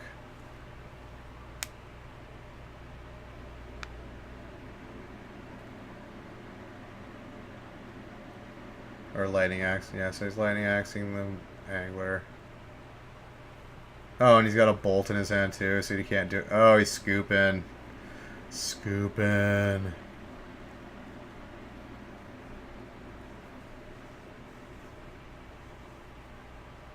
Yeah, I can't beat that Thing in the Ice. Or the Awoken Horror, man. 7-8. 7-8 is beast. Yeah, he needed to, like, he had a bolt in his hand too, so he was hoping to, like, just get 5 damage on it so he could bolt it the rest of the way. Or even just trade both of his creatures for it. He was fine with that too. Or actually, it wouldn't kill both. It would only kill one of them, so yeah.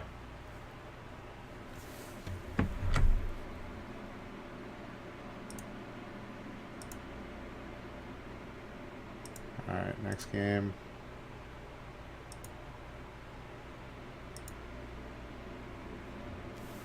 Alright, Street Wraith into Faithless Looting. Now see, I'm almost to the point where I think Faithless Looting needs to get looked at in terms of a ban. I mean, like, I don't think it's an overpowered card in a vacuum by any means. I mean, you get card disadvantage by playing it, but I feel like it's a 4 of in, like, so many decks now in Modern that, like, it's becoming like Gitaxian Probe was. Like, Gitaxian Probe was like a 4 of in, like, you know, 15, 20 decks. And that was one of the main reasons it got banned. Because it was just like, why not play 4 of it? And almost any deck can use it. And it's like, Faithless Looting, I made a list of, like, how many decks that play 4 of it. And it's like 15 decks. There's like 15 different decks that play, like, 4 of Faithless Looting. And that's, like, not even counting, like, the fringy, like, weird decks, you know? That's just, like, the, you know, mainstay, you know, decks that play 4 Faithless Looting. And there's, like, that many of them now. So I think it's getting close to like, I don't know. I could be wrong. I think it's getting to a point where it needs to get looked at. Like I'm a little bit tired of how the meta's shifted. I mean, I hope it shifts out of just like all these graveyard decks. There's just so many graveyard decks now. That like it makes the meta really fast, so like you have to play decks that are all fast. You can't play like fair decks at all. You can't play mid-range decks. Like those decks are just not very good right now.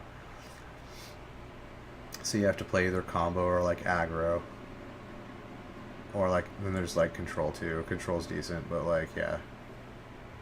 Mid-range is kind of like gone from the format right now.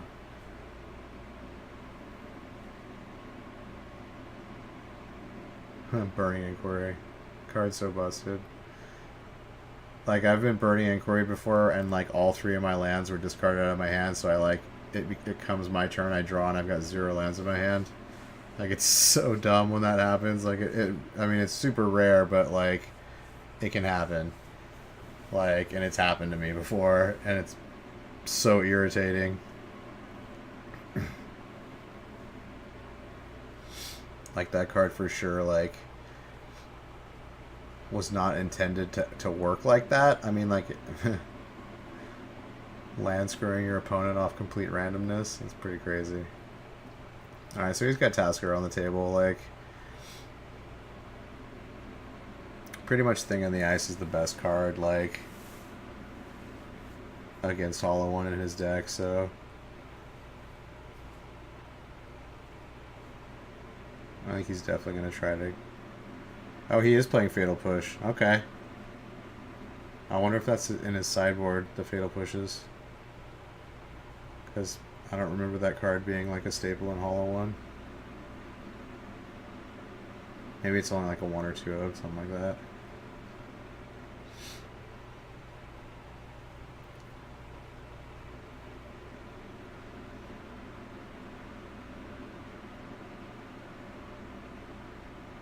I already found a Thing on the Ice. Too bad it's going to get Fatal Pushed. Oh, double Phoenix drop.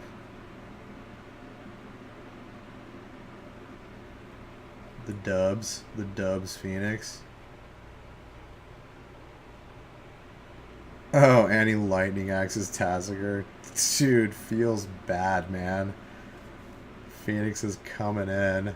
Wow. Dude, this deck, man. Brutal. Oh, he's got 2 Hollow Ones in hand. Bummer. He's gonna cycle one of the Hollow Ones. Oh, he draws another Hollow One. He shows him. Wow. That's brutal.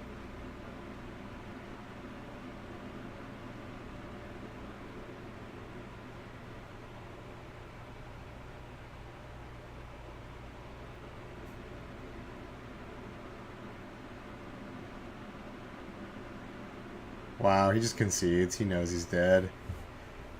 There's like nothing he can do. Alright, so it's going to go to one of the Ironworks matchups. Go to the Death Shadow. I want to see Death Shadow versus Ironworks. It looks like both Ironworks decks are a game up.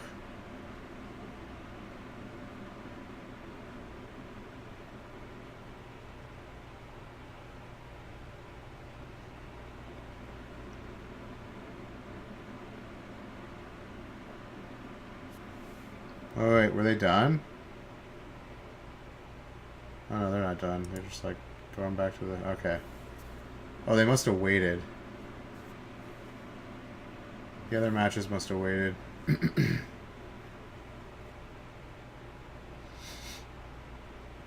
Okay, they still have this as the old match. Okay, so it's Spirits versus Ironworks. I can't imagine this is... Well, they have white, so they're going to have Rest in Peace. He needs to have Rest in Peace and Stony Silence. Those are like his mainstay way to beat this deck. Because Bant Spirits doesn't win by turn 4. It just typically does not. Okay, he's got Stony Silence. And then now he needs to get a clock on the board.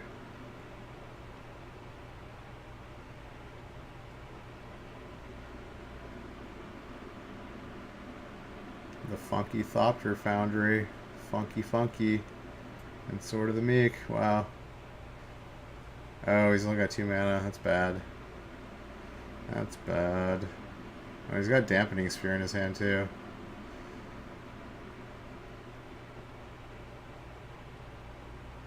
Oh, Trawler.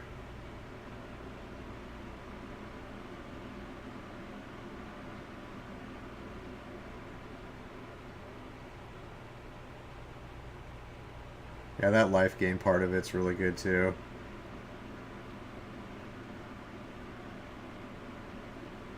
I mean, it makes him have to play, like, more varied land types. Like, he has to play white mana. Dude, and he gets the Card Clan Ironworks. What? He just has everything. So he could just go off if, like, the Stony Silence were gone. Oh, he's got everything. He's got Stony Silence, Rest in Peace, and Dampening Sphere in his hand.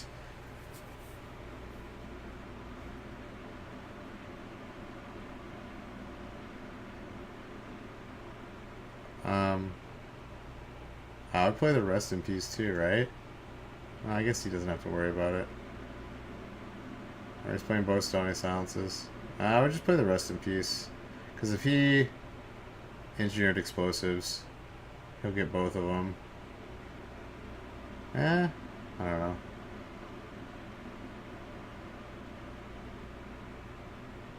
I guess doubles. I can get behind that. That's fine. Oh yeah, he can't activate engineered explosives. Duh. So yeah, there's no reason to not play 2 of them. He has to, like, Nature's Claim both of them. Like, exactly Nature's Claim. So that's fine, I can get behind that. Now, if it were Rest in Pieces, you definitely do not run up both Rest in Pieces, because then he could engineer explosives and kill them both. 2 for 1, you. And no one likes to get 2 for 1. No one.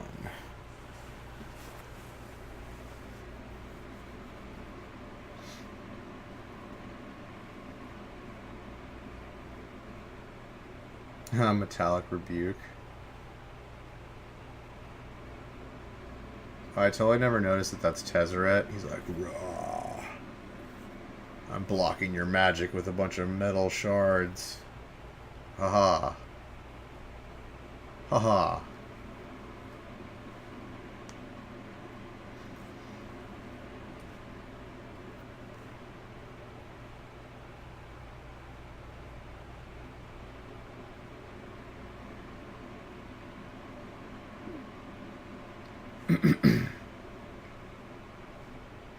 Yeah, he plays Rest in Peace too. It's like, now you're really not doing anything.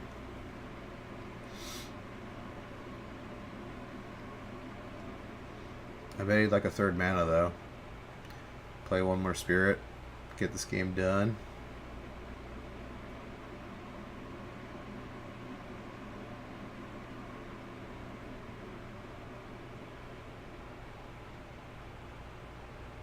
He just scoops. It's like, yeah, I can't do anything. You've got freaking 2 Stony Silences out and a Rest in Peace and a Damping Sphere in hand and, like, everything.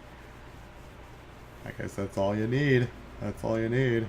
Didn't matter how fast the clock was.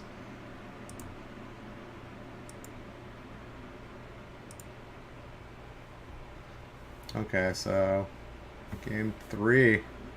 This is it, folks. Oh, and the other guys are 1-1 also. Okay, good. They're not just gonna, like, end the game. They're probably gonna tell those other guys to not finish. Set the feature match they can watch. Whoever wins this, and then if Luke Feeney wins, if the Bant player wins, then they can go to the last. Go to the last match. Rest in peace. Those white sideboard cards, man. They're very, very strong.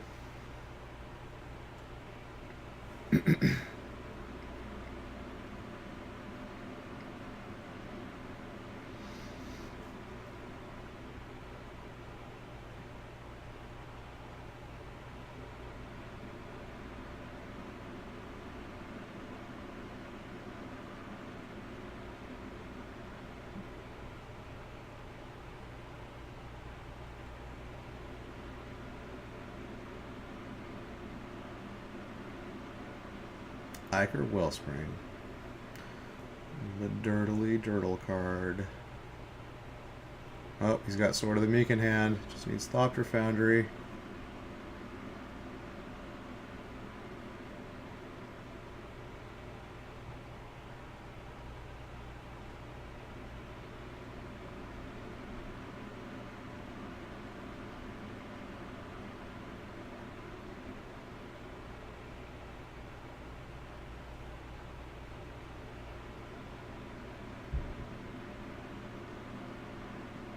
And why is he putting a die on his deck? Oh, because he gains a life. Off of... Did these banned Spirit decks stop playing Aether Vial? I thought they were all on Aether Vial now. I thought they were on Aether Vial and Collected Company. I haven't seen a single Aether Vial in the last, like 2 or 3 matches I've seen with banned Spirits. So they're either all just getting really unlucky or they're not playing that card anymore. I guess he's playing Hierarch, so I guess if you're playing Hierarch, you're not going to play Aether Vial? Probably.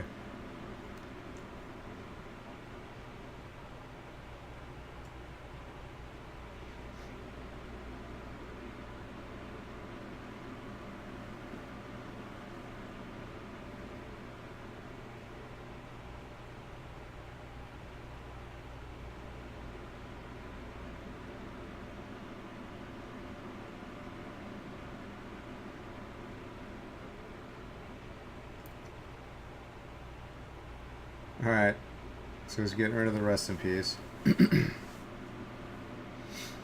Alright, so he's got Thopter Foundry. If he has Thopter Foundry in his hand, this is going to be over quick. Because he has Sword of the Meek. I can't see what that other card is.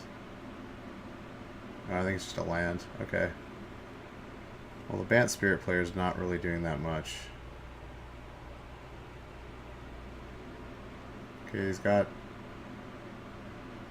a counter magic card.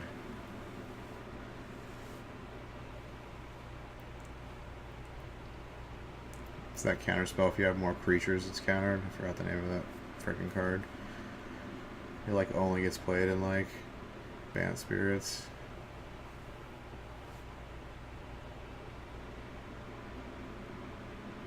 And like Merfolk, you sometimes see it.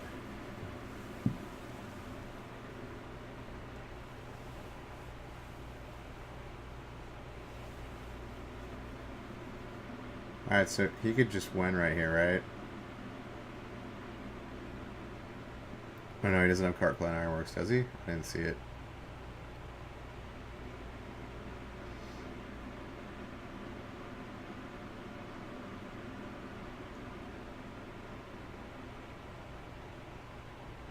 Dude, this guy. He must not be very familiar with this deck. Like, he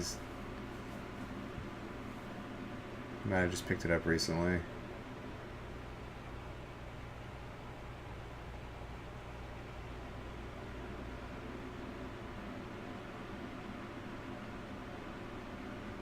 Yeah, Sword of the Meek is bad. You probably... I don't know if you counter that. How much mana does he have on tap? 3?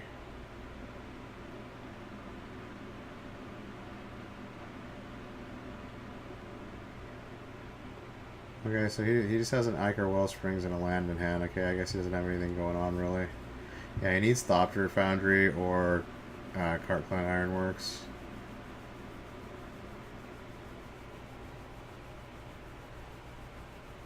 So it looks like he took out the, like, Pyrite Spell Bombs and just replaced him with, well, I guess we haven't seen Game 1 for this guy yet. They haven't shown this guy in Game 1. We've only seen him post-board games. He might have, just switched out like spell bombs for Sword of the Meek and Thopter Foundries. Maybe dropped a couple other cards.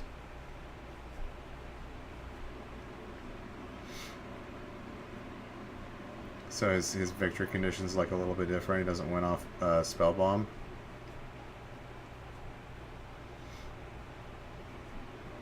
Well, I guess spell bomb and Psy. Psy is a win condition too now, but he just went with Psy and Thopter Foundry instead of Psy and spell bomb. It's interesting.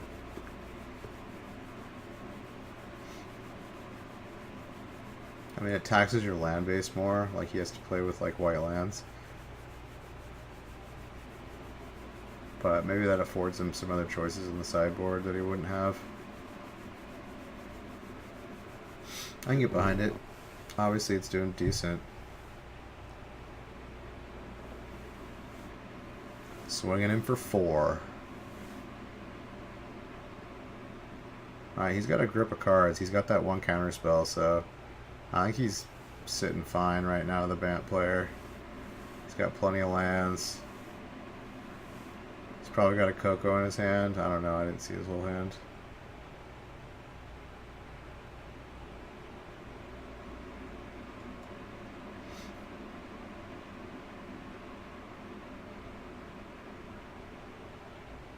So he played Iker Wellspring. Looks like he's got, what is that, 2 lands and a Scrap Trawler in his hand? Oh, he found Cartclan Ironworks. Uh-oh. Uh-oh. He's probably going to get countered, though. I don't know if he's going to run it out this turn. Yeah, he's going to run it out. For sure. He just tapped it and asked his little teammate.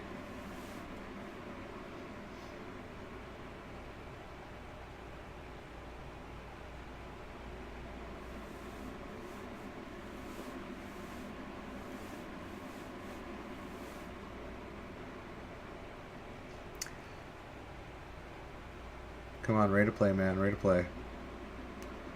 Ready to play.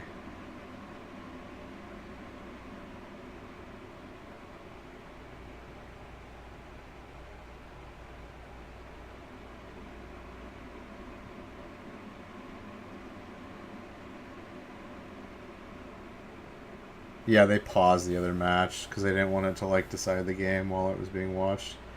Alright, so he plays Trawler. And what says go? How's he quelling it? Oh, Queller the Trawler. Get wrecked, son. Get wrecked.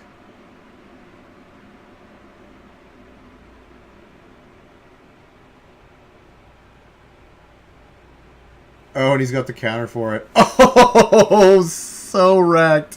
Okay, it's over. I think Bant has this well in hand. His clock is like, what, he's gonna swing for 7 this turn? Yeah, I think he's done. Dude, Queller to counter, it feels bad. Feels bad, bro. Oh, and he's got a freaking, he's got a Path to Exile and another Supreme Phantom in his hand. Yeah, this is over. He's got 1 turn to live. He has to draw a Thopter Foundry. Like, he has to draw a Thopter Foundry or it's over.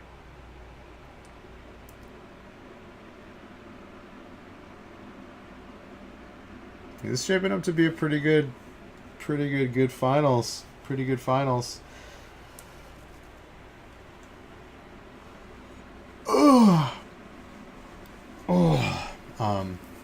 I guess except for that first match where the Hollowing deck got crushed, but I don't really feel bad about that though. Seeing Hollowing get crushed, because that deck's kind of degenerate too.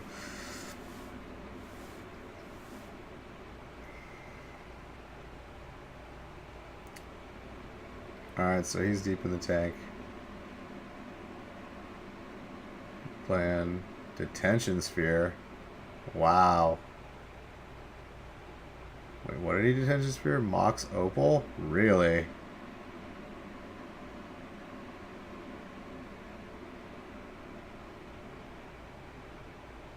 That's interesting.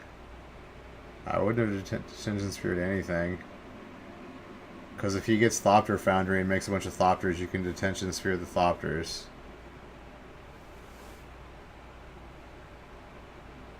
Well, I guess that wouldn't work because you can just do them one during your end step. Well, no, he would have to make a bunch of blockers. Yeah, he has to have Thopter Foundry or he loses. Yeah, you're done, dude. You is done, dude. Yeah, he's got to land in, like, what? Psy? I think I saw Psy. Oh, he's bringing Cart Clan back. And he's going to sack Iker Wellspring. Okay. He knows it's slim to none that he's winning this.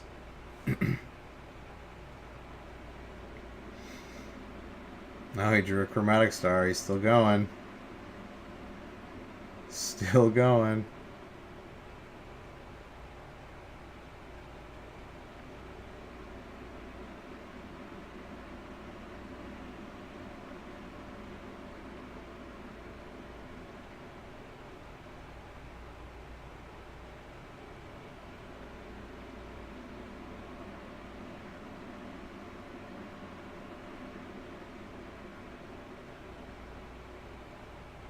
Dude, he's all in. He has to find a Thopter Foundry. Okay, so green mana for what? Ancient Strings. Well, Thopter Foundry still costs a blue and a white, so you're not going to be able to cast it. Oh, he just sacks it all. Yeah, GG. Alright, so... Wow, dude, that Bant Spirits player, those last two games, had freaking, like, all the sideboard cards. It shows you how powerful sideboard cards are. Especially against decks that are all Artifact and Graveyard. Alright, we're down to the final game, boys and girls. Grixis Death Shadow versus Ironworks. Place our bets, place our bets. I actually do not know this matchup very well at all.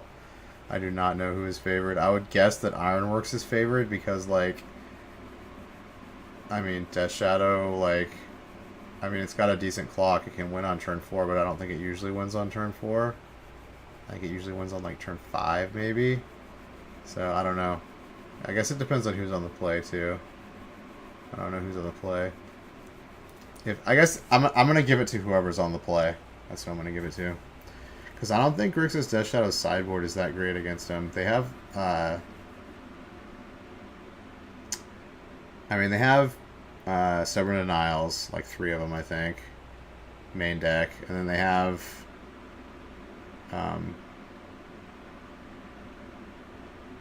Kolagon's Command. But that's a 3-cost, you know, artifact destruction spell. And they have 3 of those main deck. And then they have Surgical Extractions. Oh, he didn't go first. Okay, so I'm going to give this to the Ironworks. I think Ironworks has it here.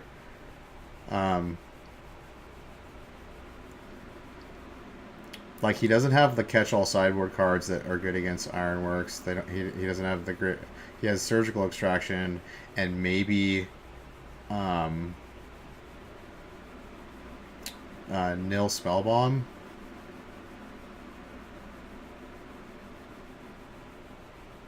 But those all, like, that only works one time. I mean, like, you can blow them out if you do it at the right time, but, like, it's not like having a Rest in Peace on the board or a Stony Silence on the board that just, like, completely inhibits what they do. But he does have hand destruction. Yeah, we can't underestimate the power of hand destruction. Having perfect information and getting rid of their best cards. Can't underestimate that. So, this matchup might be better for them than I thought. Because if they strip their hand, I mean, it's a combo deck, so you have to have, you know, multiple cards to combo off. So if you strip those combo pieces out, then you're not going to do anything. A bunch of your cards just do nothing on their own. So this is probably closer to 50-50 than I thought. Hand destruction is powerful, especially against combo decks. So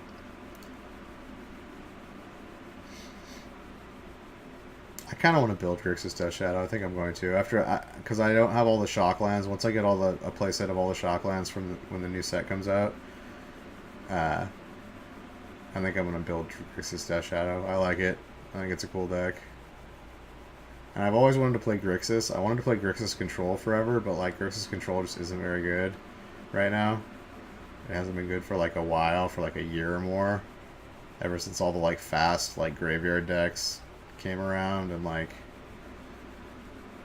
you know, Bloodbraid Elf coming back, and like just the format's just too fast for Grixis. Grixis just can't, his cards do not match up well with it.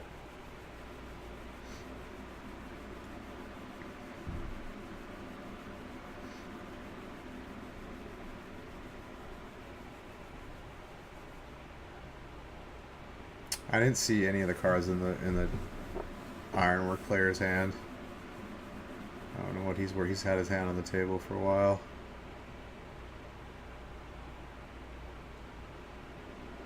Alright, something's going on. Is there a mishap on life totals?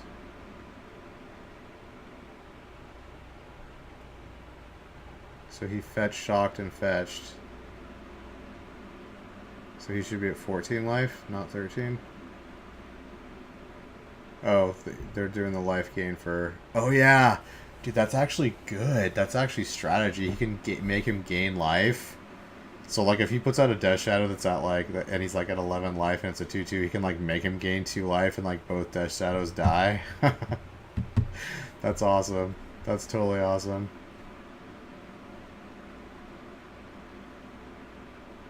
Over the Burn Willows, doing work. It's like, nah, I'm not going to let you go below 13. I'll just keep you at 13. That's pretty sick. Dude, Slime. That is so... Like, I love Grixis. I love Grixis, and, like, I love Grixis Control, and, like, I have Ancestral Visions, and I wanted to play, like, just straight up, like, card advantage Grixis Control with, like, 4 Ancestral Visions, but it's, yeah, it's just not very... I hate that it's not very good right now, because the format's so, like, fast and broken. Like, I wanted to get back to a time where Grixis Control is playable.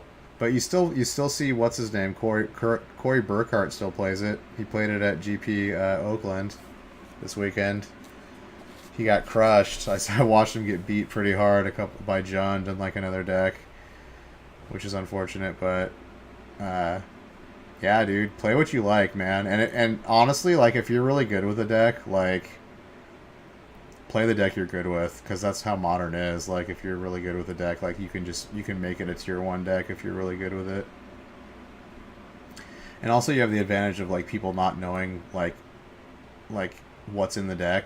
Like, you could be playing like a different version of it that they've never seen, or like it could have different cards in it, because you barely ever see Grixis Control anymore. So like, people could be like, oh, what is this guy on? Oh, it's probably Death Shadow. Oh, wait, no, it's Grixis Control, and he's got, like, all this... Because there's multiple ways you can play Grixis Control. Like, there are lots of different builds of it. And also, Nicol Bolas. Do you play the 4-drop Nicol Bolas? I want to play Grixis Control with, like, 1 or 2 of the 4-drop Nicol Bolas in it. That would be awesome. Because it's straight up just a 2-for-1. It's a 4/4 flyer for 4, and it's a 2-for-1. They have to discard.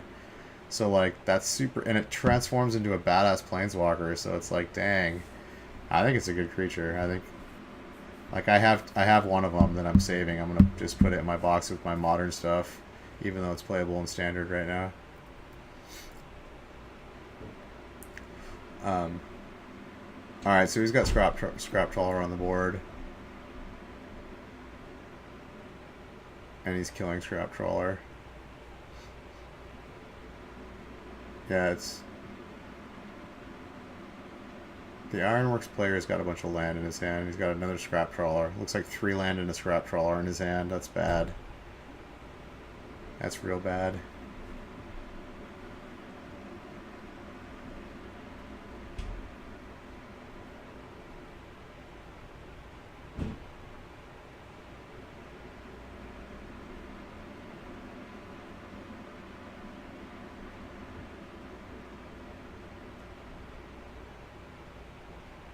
Alright, so they keep having judges come over. It must be life total issues, because he's got 3 Grove of the Burn Willows in play.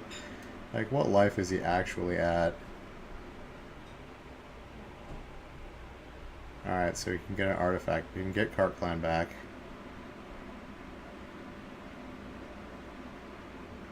I mean, he still doesn't have a clock on the table, so I guess it doesn't matter that the Cart Clan player is not doing much.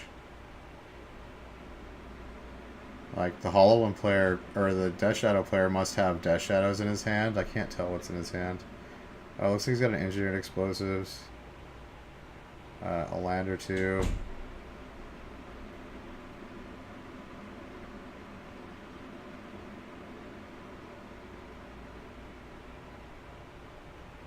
Yeah, they're both doing a lot of nothing. He's probably just going to pass.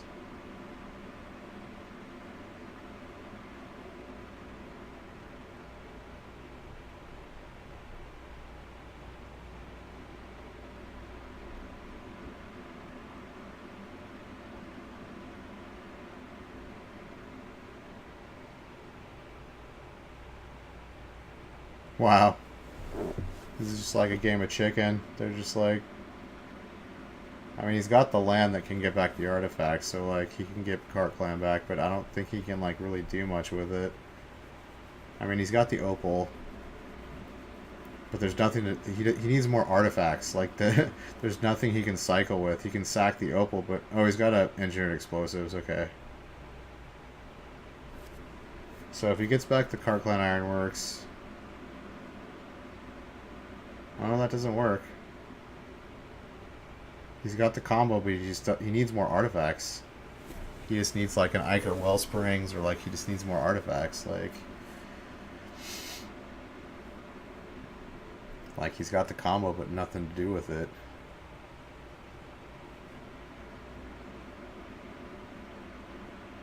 And the Death Shadow player must have a couple Death Shadows in his hand that he can't play because his life total is too high.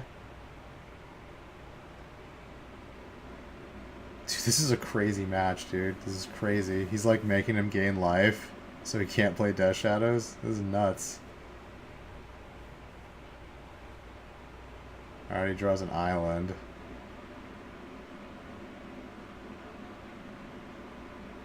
This is a crazy, crazy game. Alright, passes back.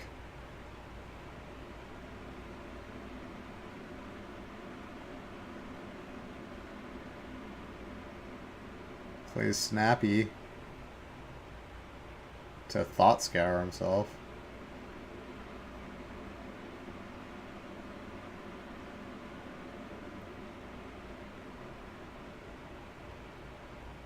Alright, we finally have a clock on the board, boys and girls. Albeit a 10-turn clock. Get in there for two, Snappy. Get in there. Get in there, buddy. Snapcaster Mage is such a good Magic card. I do love that card.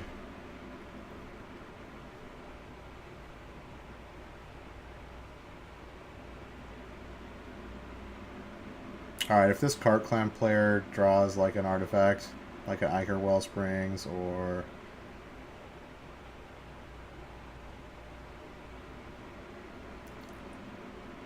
even like a Chromatic Star. Oh, and he draws freaking Leyline of the Void.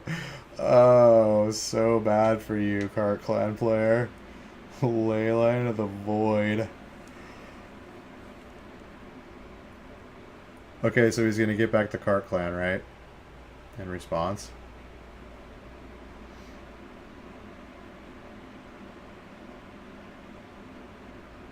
Oh no, he's just making him gain life. He's just gaining him 3 life every turn. Wow. He's like, you're never going to play a freaking... Oh wait, is that the other Leyline? What's the other black Leyline do again? I totally forgot. There's Leyline of the Void is the one that exiles all opponents' graveyard cards.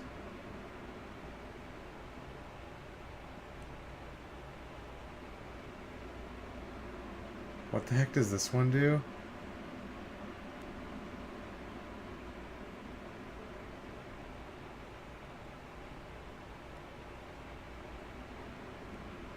Or am I just an idiot? Is that not Leyline? I thought that was Leyline. Aren't there 2 pictures of Leyline? And that's the... Yeah, it's Leyline of the Void. Why didn't he exile his graveyard? His graveyard's still there.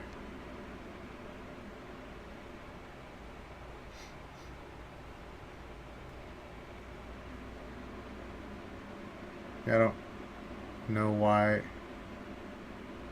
Oh, it doesn't exile what's in your graveyard already, right? It just exiles everything that goes to your graveyard from then on. Oh, yeah, okay, yeah. Sorry, I'm an idiot. Duh. I'm like, wait, what is this guy doing? He's cheating.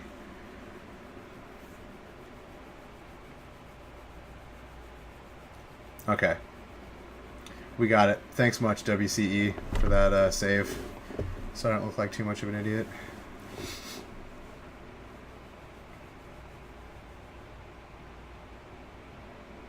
I honestly have never played with Layla into the Void in any of my decks. Like, ever, in Modern. So, like, that's why I wasn't 100% sure what the card did. I know you can play it if it's in your opening hand without paying its mana cost before the game starts. And that's where it usually gets played, so that's where, obviously, in my head, I was like, oh, it exiles everything in your graveyard.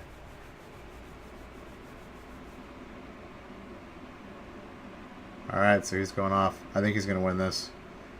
I don't think... I mean, even if the Death Shadow player has, like, a Stubborn Denial or something, it doesn't matter because he doesn't have a 5-power creature, so... Or a 4-power creature for Ferocity. I think he's just dead. God, I can't believe he had four different mana colors to kill a 4-cost spell with engineered explosives. That's crazy. That's because of the Mox Opal. Mox Opal made the 4th color. Mox Opal is overpowered. People have wanted to ban Mox Opal for a long, long time in Modern. It's free mana. Free mana of any color, which is very, very powerful. I actually would not be... I would not care if they banned Mox Opal. Like, I think it's a little bit too powerful. And it would definitely take a lot of the steam out of the Cart Clan deck, and I think that's fine. I think the deck is too good. I would say it's the best deck right now. Like, it's either that or Blue-White Control, but I think Cart Clan's slightly better because, like, it's not as hard a deck to play. I think Blue-White Control is a very difficult deck to play. It's probably the most difficult deck to play in Modern. Like, the decisions you have to make with a deck like that are way more impactful than, like, with Cart Clan. Cart Clan's just like, okay, can I go off this turn or can I? And yeah, there's, like, some deviation between that. Like, there are better... Like, Matt Nass is obviously the best Cart Clan player, like, results-wise. But, like, is it that big of a difference? But when I see the gap between a person who plays Blue-White Control with, like, the top-level Blue-White Control player and, like, another player picking up Blue-White Control, I think there's, like, a huge difference. Like, huge. Because it's just, like, it's so many little decisions. Like, you just have to make so many little decisions to, like, get to victory. Because you're just, like, prolonging the game, getting to a point where, like, you can win the game, like... Whereas Cart Clan is just like, I go off, I win, like... Can you stop me? No? Okay, I win. I think there's a lot less to it than, like... So, like, I would be fine with Opal getting banned. It takes a little bit of power out of, like, you know, the affinity decks, too, which are kind of degenerate decks, also. Okay, so... What happened? Okay, so he dismembered the Psy, so he's not going to win off Psy. He's only got one Thopter in play. And Scrap Trawler. Dude, that Snapcaster's getting in, though. He's done 6 damage. Doing work. And he's only got one card in hand. Okay, so I guess he stopped him.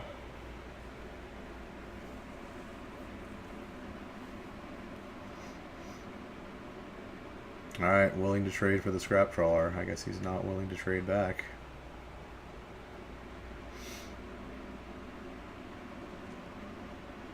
Dude, doing work, done 8 damage, Snapcaster. Get there. Get there, buddy.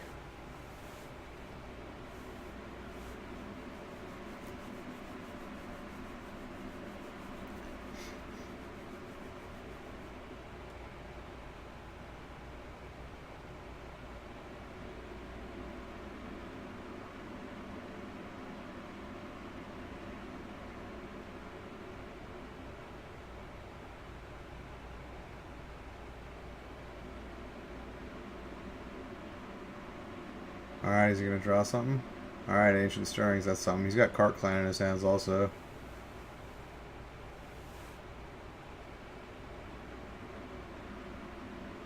He can definitely go off now. Well, I guess he doesn't have Opal anymore, but...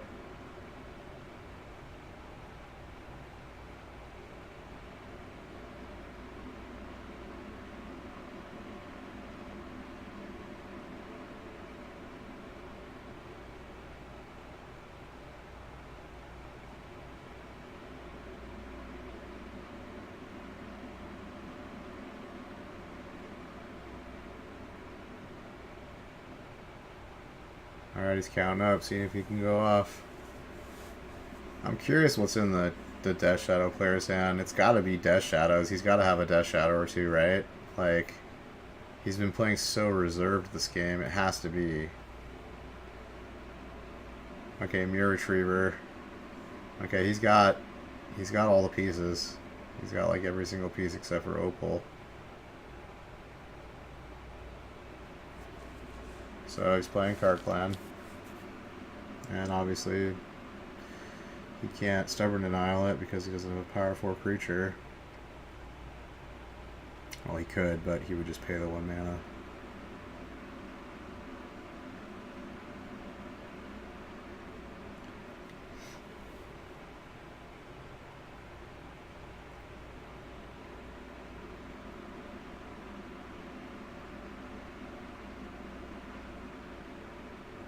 Alright, he's going for it.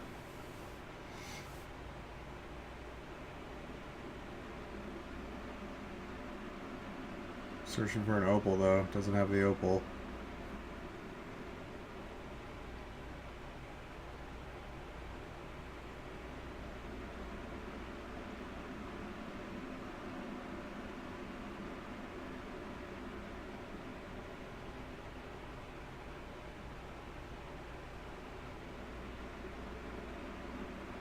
He's gonna sack Mirror. Oh, he's got the Opal in the graveyard. So yeah, he's got the whole combo. He can just draw infinitely now, right? I think he has the whole combo. So he sacks Mirror Retriever, gets back Opal, taps Opal, so he gets infinite mana. Yeah, I think he's got it. Gets back Lantern. Yeah, and he can draw infinite off Lantern too. So he gets infinite draws and infinite mana. Right? Okay, I guess he's making him go through the steps. Just because it's the finals.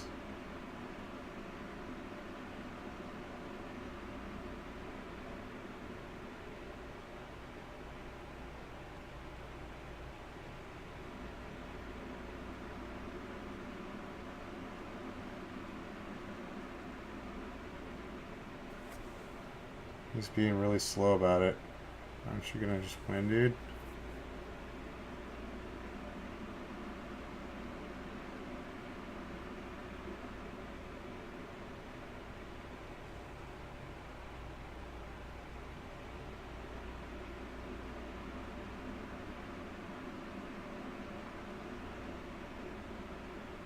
He's got it, doesn't he? Like, what? He has all the pieces, right?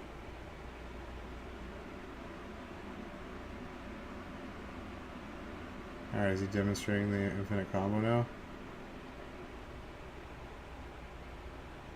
I don't know why he's playing so slow.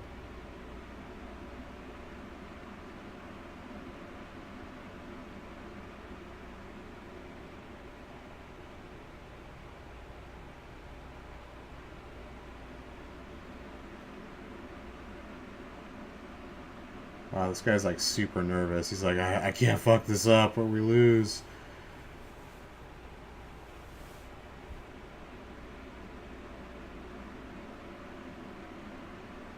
Yeah, he's super nervous.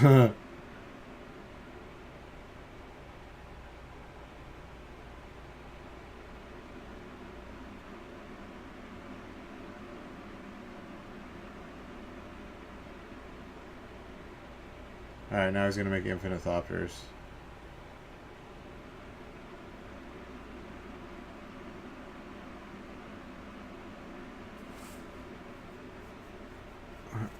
He's super nervous. Poor guy. His brain's getting jammed up. Getting jammed up. He just wants the other guy to just let him have the infinite combo and concede, but he's not letting him. He's making him go through it. I mean, I would make him go through it too. If this were the final game of the finals, I would make you go until you had it. I'd make you show me the win condition. Like he wants him to show the pirate spellbomb.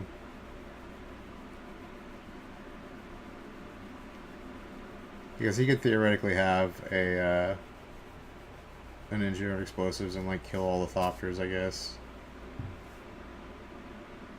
Chimera, what's up, buddy? How's it going? The one and only. How's it going?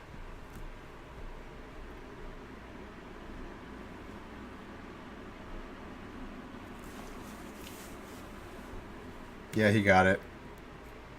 He finally was like, fine, you don't need to show me the combo anymore. He's like, it's fine. Alright, so Hollow one. Oh, what are you doing tomorrow? Just Monday Night Magic? Are you going to like a big tournament?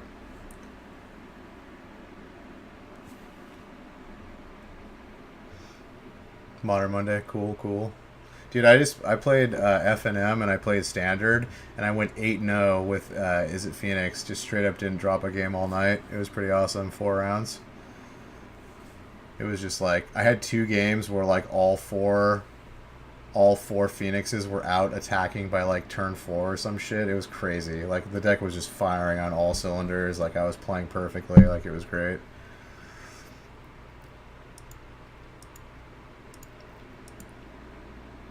Yeah, dude, Phoenix is crazy. Alright, let's see what the winners have to say. I'm always curious what they have to say. Dude, they get the golden... The trophies are golden now? Yes.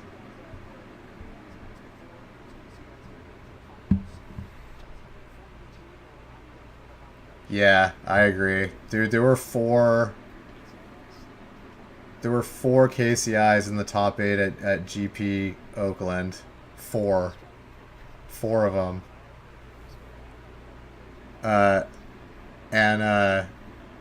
Did you see what happened at GP Oakland?